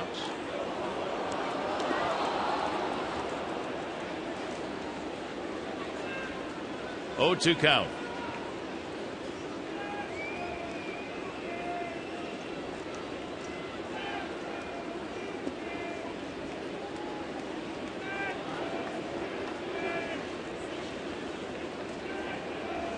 Delivery on the way, and a swing and a miss. Blew that one by him at 97. Wow. Incredible velocity coming out of the arm of Andrew Miller. One-time starter. The Red Sox moved him to the bullpen, and he has flourished. The velocity, great location as well. Painting the outside corner. Not a lot Tollison can do with this pitch. That's where you want to put it. You had a couple miles an hour on there, and it is tough. Kevin Pillar will be the pinch hitter. Ghosts finishing his season with a double and a strikeout. Pillar will take the pitch inside for a ball.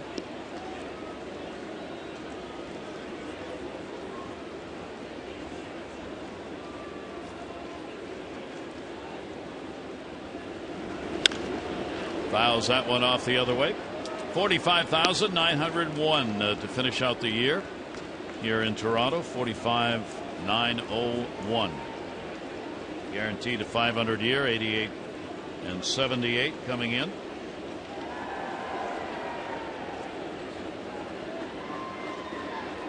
Miller's delivery and came in on him. Pulls that one foul. 1 ball, 2 strike count.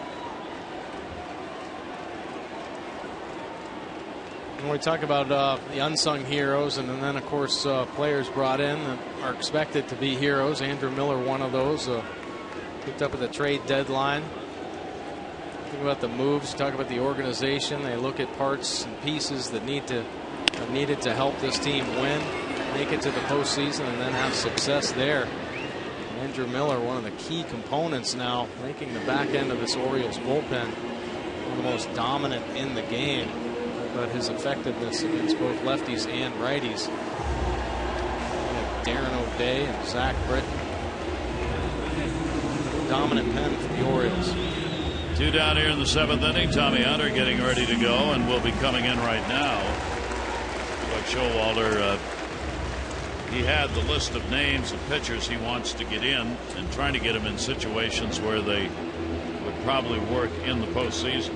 So Miller out of there, 2/3 of an inning, zeros across with a strikeout.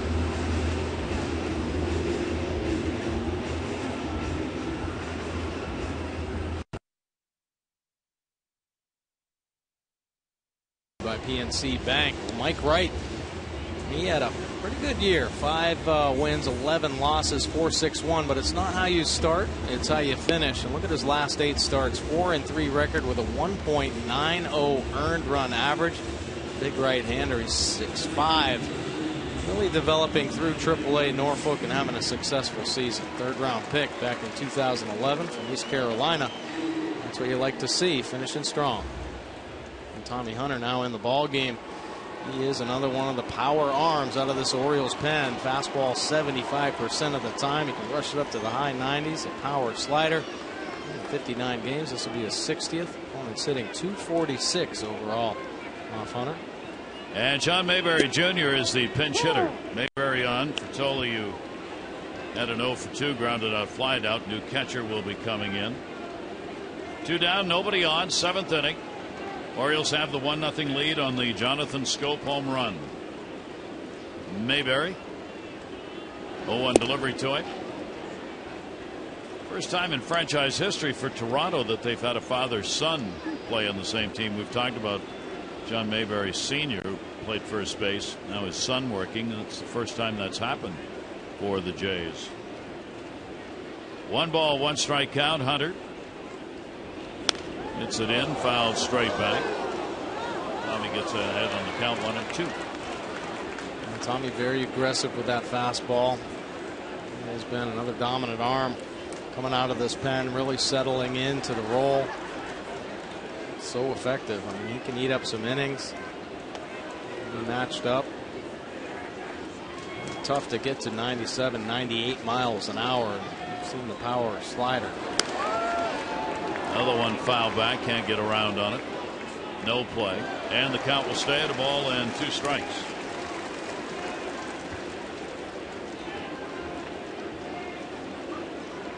Orioles finishing up a road trip. They're 2-4 on this final road trip of the year right now, having lost the first 2 games here. 45 and 34 their overall record this season on the road. Hunter's 1-2 delivery and a swing and a miss. Ball gets away, but hey, it's the last day. Mayberry heads back. No, 7 innings complete. The Orioles still lead at 1-0.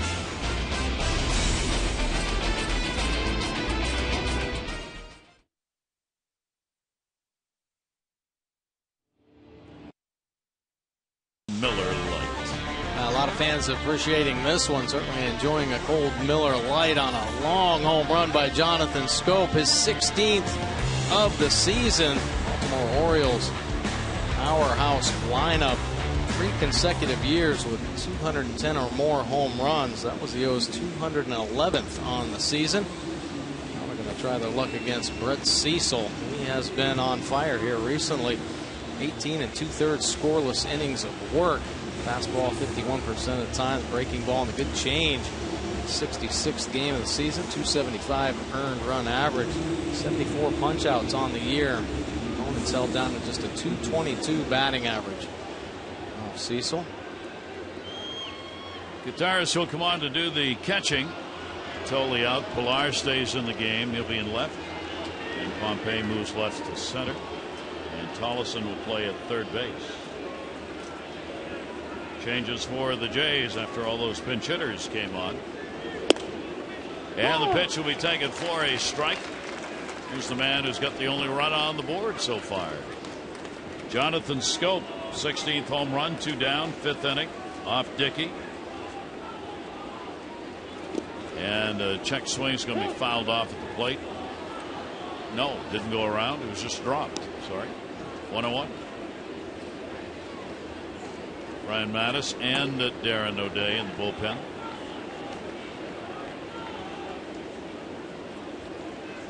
One delivery. Cecil hits the corner. Brett Cecil from Maryland, of course, Dunkirk, and went to University of Maryland. He was the closer there for the Terrapins when he was drafted, as the Jays have had him in their organization throughout. 1-2 up high, 2-ball, 2-strike count. Schoop with a 1-for-2 in the ball game. Gonzalez still the pitcher of record for the Orioles. No runs, 5 hits over 5. And Dickey, a run on 2 hits over 6 on the losing side. Starts out with a strikeout for Cecil. This copyrighted telecast presented by authority of the Orioles may not be reproduced or retransmitted in any form, and the accounts and descriptions of this game may not be disseminated without the express written consent of the Orioles. 1 down, 8th inning. Tigers still leading Minnesota 1-0, 7th inning. Tigers win, they win the division. Markakis 1 for 3, a double. Nick will foul that one off at the plate.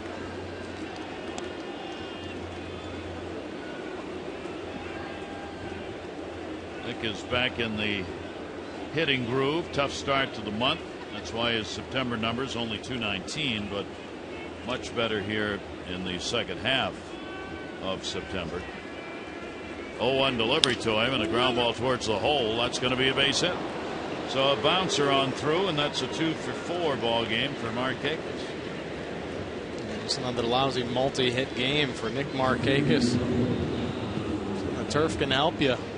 Finding holes, bouncing through. A little breaking ball from Brett Cecil here.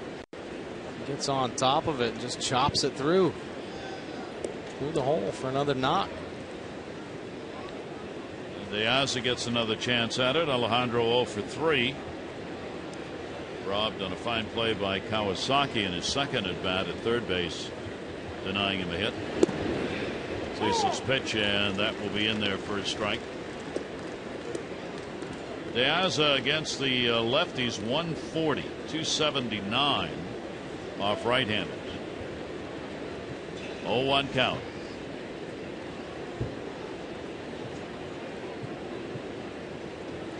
Cecil's delivery to him will miss.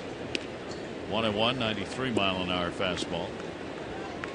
Cecil's got good stuff.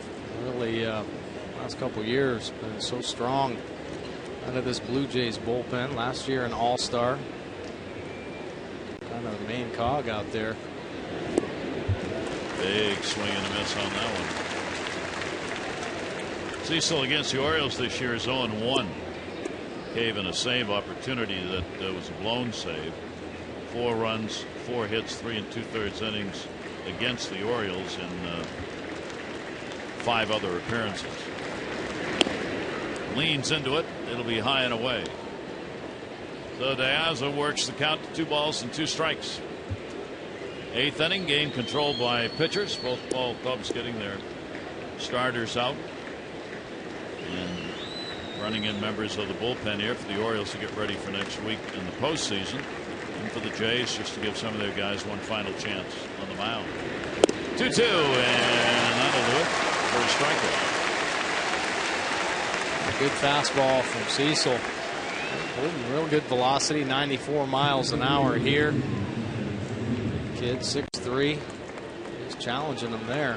Kind of sets it up though, mixing in the off-speed pitches, slow him down a little bit, and then speed him up. Gets a fastball by him. Now Adam Jones will come up. Adams 4 for 24 off Cecil. Adam finishing up the year so far, 0 for 3 in the ball game. Runner on at first, Markakis. And a big swing and a miss. Adam would dearly love to be able to finish it off with one more long ball. It would be his 30th, and he'd become the 5th Orioles in club history with at least three 30-plus home run seasons. But this may be his final chance, maybe, to do that. 0-1 delivery to him, and the fastball taken up high, 1-1. Yeah, it'd be nice, but another great year for Adam Jones. Great consistency. A nice 4-year stretch. Really become Orioles team leader. How he plays on the field, how he approaches the game. Fooled him on that one.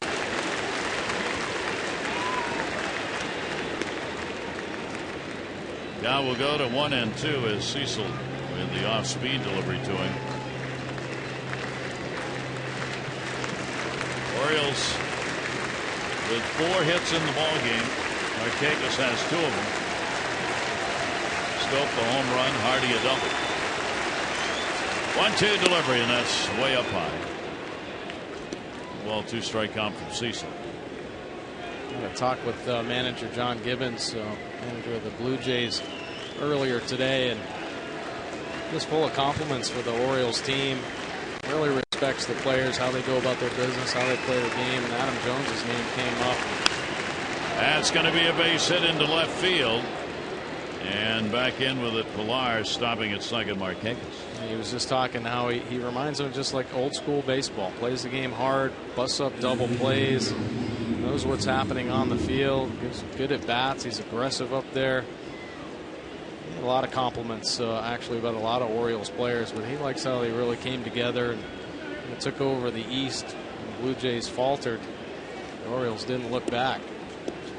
Jays, of course, had the lead July 2. They were the #1 team in the division. And the Orioles took the lead July 3 and have held it ever since. Nelson Cruz 0 for 3 in the ball game, 2 on and 2 down.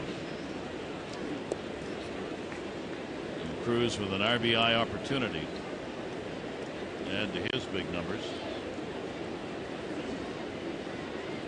1-0 count. And that'll be in there. Cecil trying to finish up the scoreless streak he has going. The 2 outs recorded here, 19 1/3 innings. It's the longest scoreless streak, active streak in the majors. 1 ball, 1 strike. Cruz will try and undo that right here. And the pitch is up high. Orioles waiting to see who they'll play. Tigers still leading the Twins 1-0 7th. Royals had a lead. They've lost it 2-2 3rd inning. Tigers win. They clinch the Central. Royals are going to go to the postseason, either the division winner or a wild card. Good pitch down and into him right there. 2-2. Well, what makes Cecil so effective against both lefties and righties, his ability to mix it up. Has a good breaking ball, good changeup. Cuts his fastball. Of course, we've seen the good velocity up there, 94, 95 miles an hour.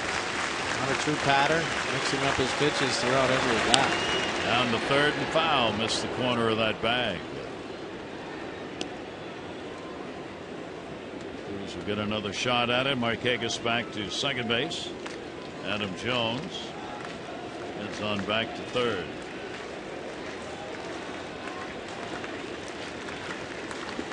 Cruz is 4 for 11 off Cecil and 2 of the 4 hits home runners.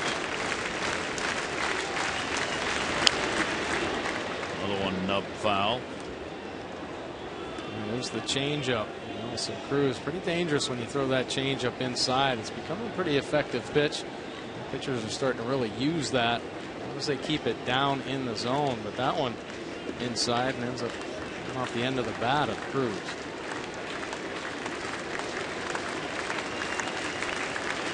Two and two.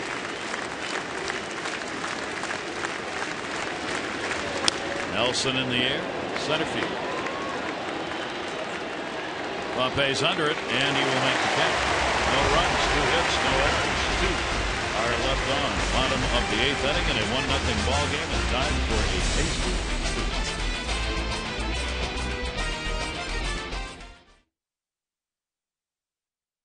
treat. Eastern Division Championship.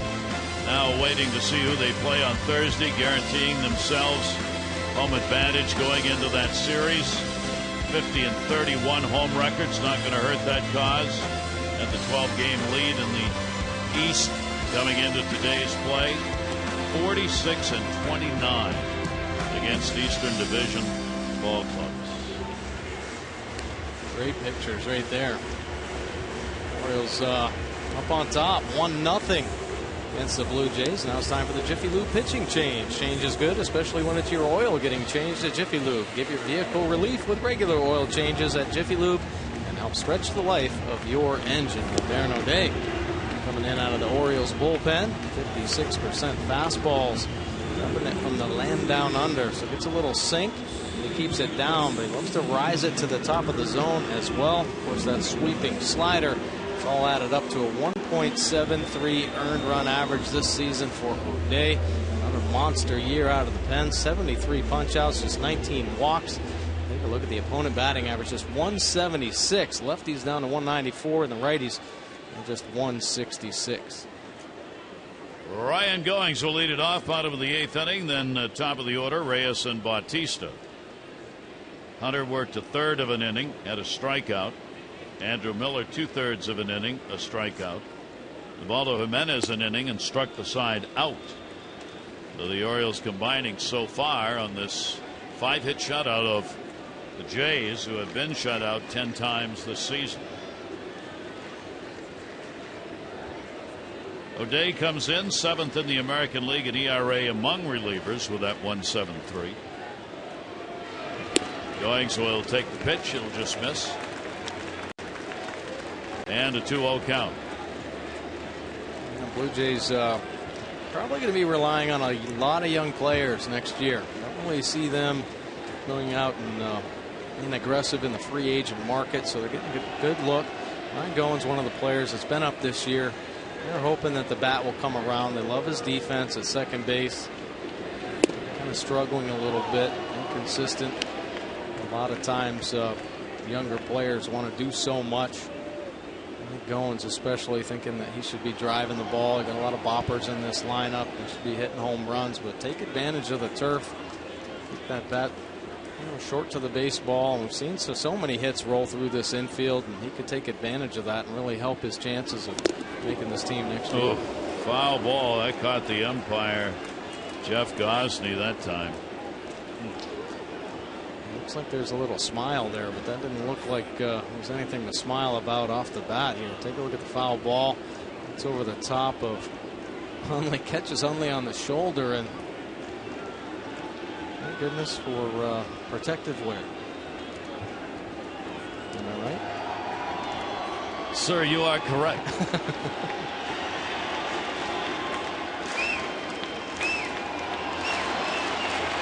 Hundley takes a very slow walk out to the mound. Been there.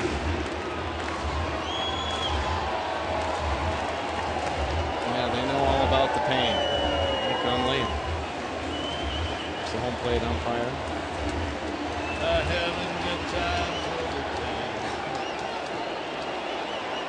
Two ball, 2 strike count.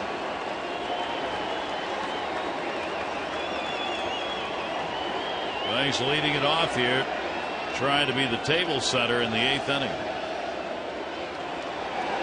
And the pitch will be inside. He faced O'Day only once, 0 for 1 against him. 3 balls, 2 strikes. Each team 5 hits. 6 left on by the Orioles, 5 by the Jays. 6 in a row have been retired by Oriole pitchers coming into this inning. Here's the 3-2 delivery and ripped foul. Well, Darren O'Day so good at locating his slider on the back door early to go-ons here, riding it in, and really the only thing a lefty can do with this is pull it foul as it chases him in off the plate.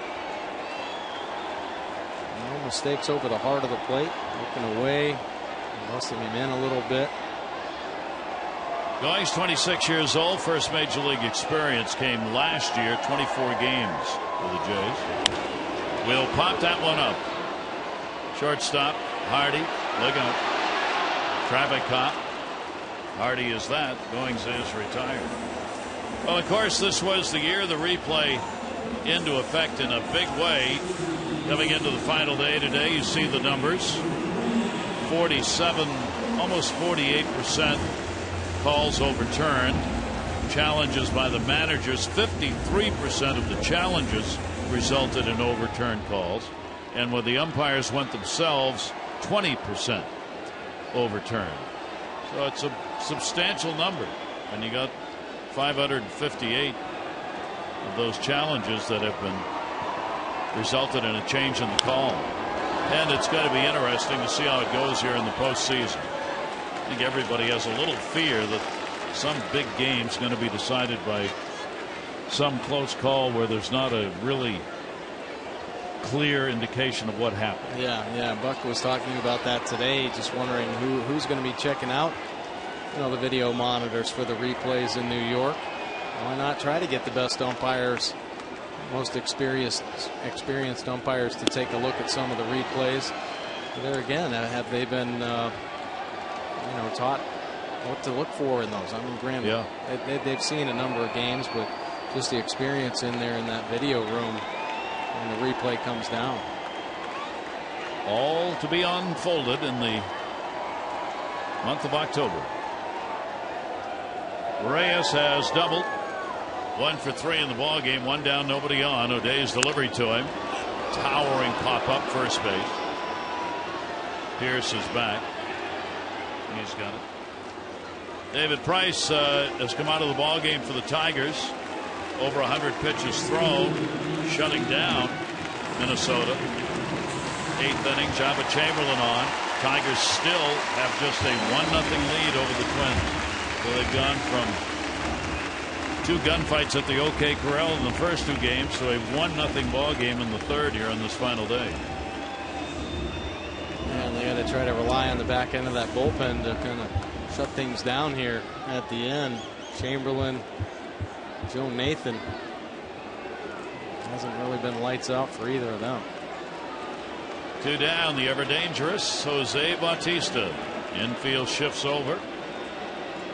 Bautista, a single, reached on an error and flied out. And O'Day's pitch will miss for a ball. Bautista's gone 4 for 13 against O'Day, and 3 of his 4 hits have been home runs.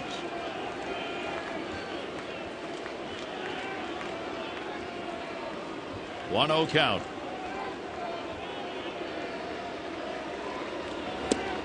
That'll be in the outside corner for a strike. Bautista not liking the call, but a great pitcher's pitch from O'Day, keeping that fastball down and away. Not a lot he can do with it. Of course, Bautista looking for something up that he can drive out of the park.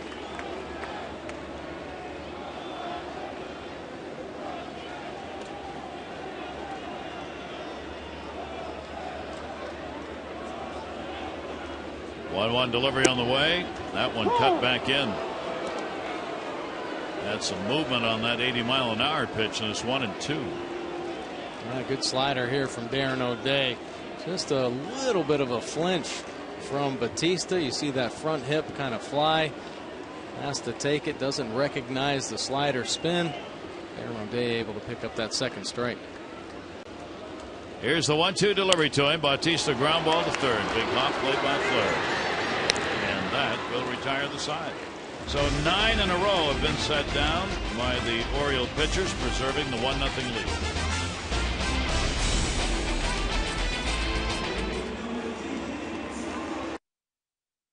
It's brought to you by Southwest Airlines. Without a heart, it's just a machine. Here in Toronto, a 1-0 ball game continues, and we go to the 9th inning for the O's. Casey Jansen now coming in, a veteran here for the Blue Jays, 8 seasons. Could possibly be his last year in a Blue Jays uniform. The crowd giving him a round of applause when he came on the field. 4.03 earned run average, 25 saves on the season for Jansen. Cohen's hitting just .266. Good pitcher, good command of all of his offerings. Loves to work the edges and mix his pitches up. Steve Pearce goes after the first pitch. Right field, Bautista over. Called off. And the catch made. Pompey coming over to get it. Pearce 1 down in the 9th inning. We hope you'll help out with the Orioles Reach Not Whole gang, the in-need children who are going to be attending the game, some 1,400. Your part in it can be raising funds for the nonprofit groups. The Orioles have several pair front row field box tickets to games 1 and 2 of the ALDS. You can bid on them with the proceeds going to the charities. You have until Tuesday at 8 p.m. for game 1, Wednesday 8 p.m. for game 2. You can bid right now, Orioles.com/auction. 0-1 delivery on the way to Hardy, benefiting Boys and Girls Clubs of Metropolitan Baltimore, Salvation Army Central Maryland, the City Springs Elementary School Baltimore Curriculum Project, among others. So we hope you'll get on there. Great chance to help and to get some tremendous ticket seats for games 1 and 2. J.J. Hardy, he's had a double hit into a double play and flied out. Jansen on for Cecil, who worked an inning, 2 hits, 2 strikeouts. Hardy 4 for 14 off Jansen. Pitcher wants to play it himself. Never do that. Tollison comes on to put it away. Jansen calling that one a little bit too early. Tollison says, "No way are you getting this fly ball." Calls him off right away. 2 down in the 9th. Zach Britton, the Oriole closer, and it is obviously a save situation. Ryan Flaherty, a walk. He is lined out and flied out. 1-5-1 the Orioles, 0-5-0 the Jays. Home run scope. 5th inning. Only run into the shift. Goings. That's that. So Jansen comes on, retires the side in order. The Orioles 3 outs away from their 96th win. Encarnacion, Lynn, Pompey due up against Britton.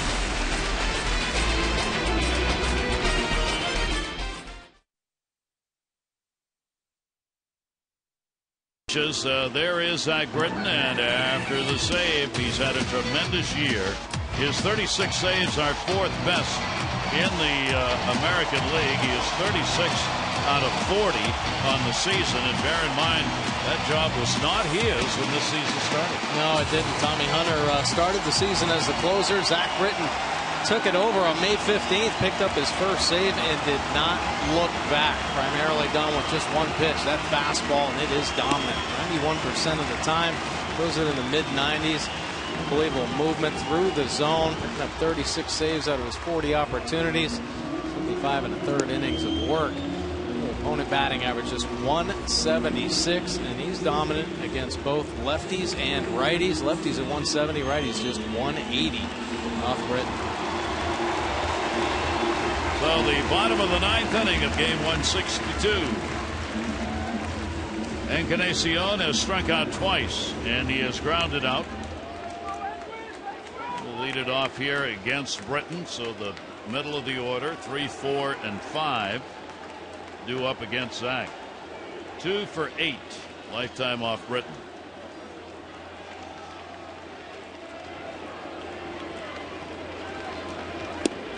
Orioles after a combined shutout. Orioles have 12 shutouts this season.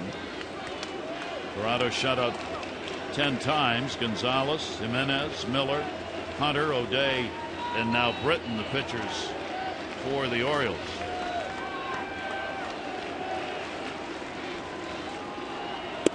Max delivery is going to be in there for a strike.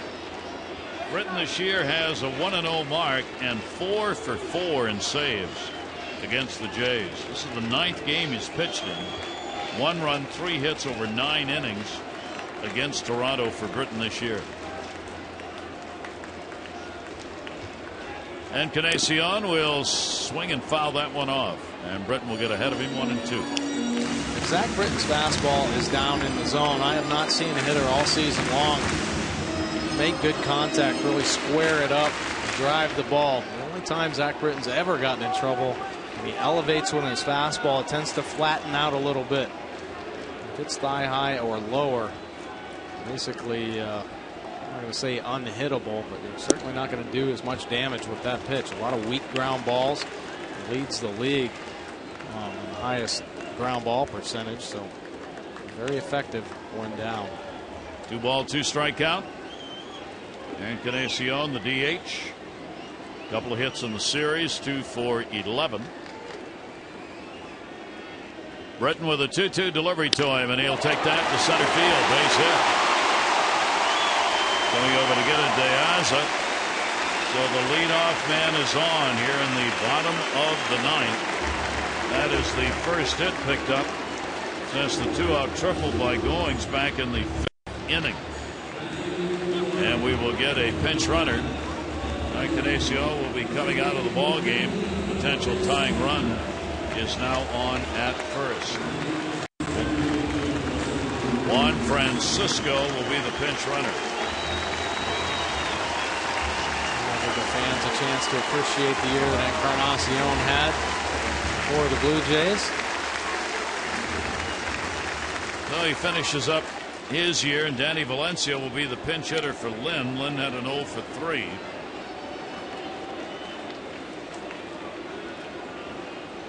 Orioles infield, double play depth, scope over towards the bag on Valencia. He goes to first and got even in double play. Steve Pearce captures the line drive and lays the tag on Francisco, and there are 2 down. What a play by Steve Pearce. He has been playing incredible defense at first base. He's got to shuffle off, pick up the swing, the ball. Great reaction, stabbing that line drive and understanding what's happening behind him as he catches it. He's already putting himself in a position to make the tag. What a play. Zach Britton loving that one. So the Orioles only need 1 more out. Pearce will be at first Thursday, start the postseason.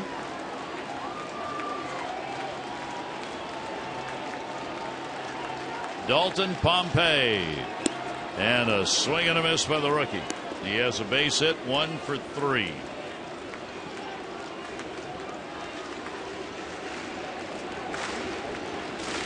"37th save within grasp of Britton. Now needs only 1 more out. 0-1 delivery on the way, and Pompey on a swing and a miss. Tigers now lead Minnesota 2-0, 8th inning. Orioles are going to get done here and have a chance to go in and watch the rest of that ball game, probably in the 9th. The Tigers win. It's the Orioles-Tigers on Thursday.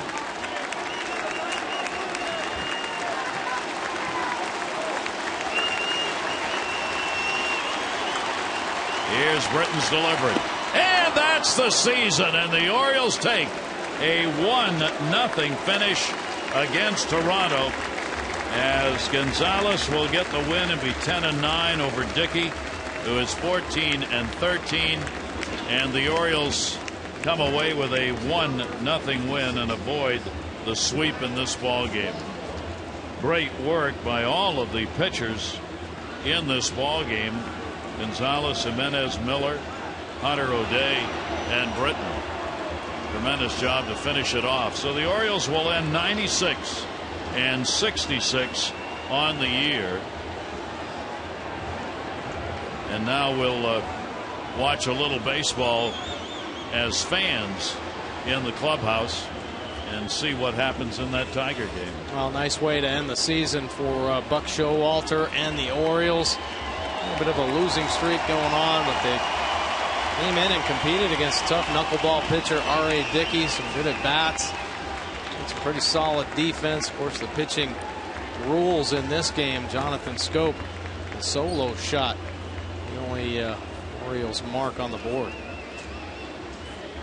So, even though we have finished this game, we're right where we were at the beginning of the game as far as the post-game, as far as the postseason is concerned.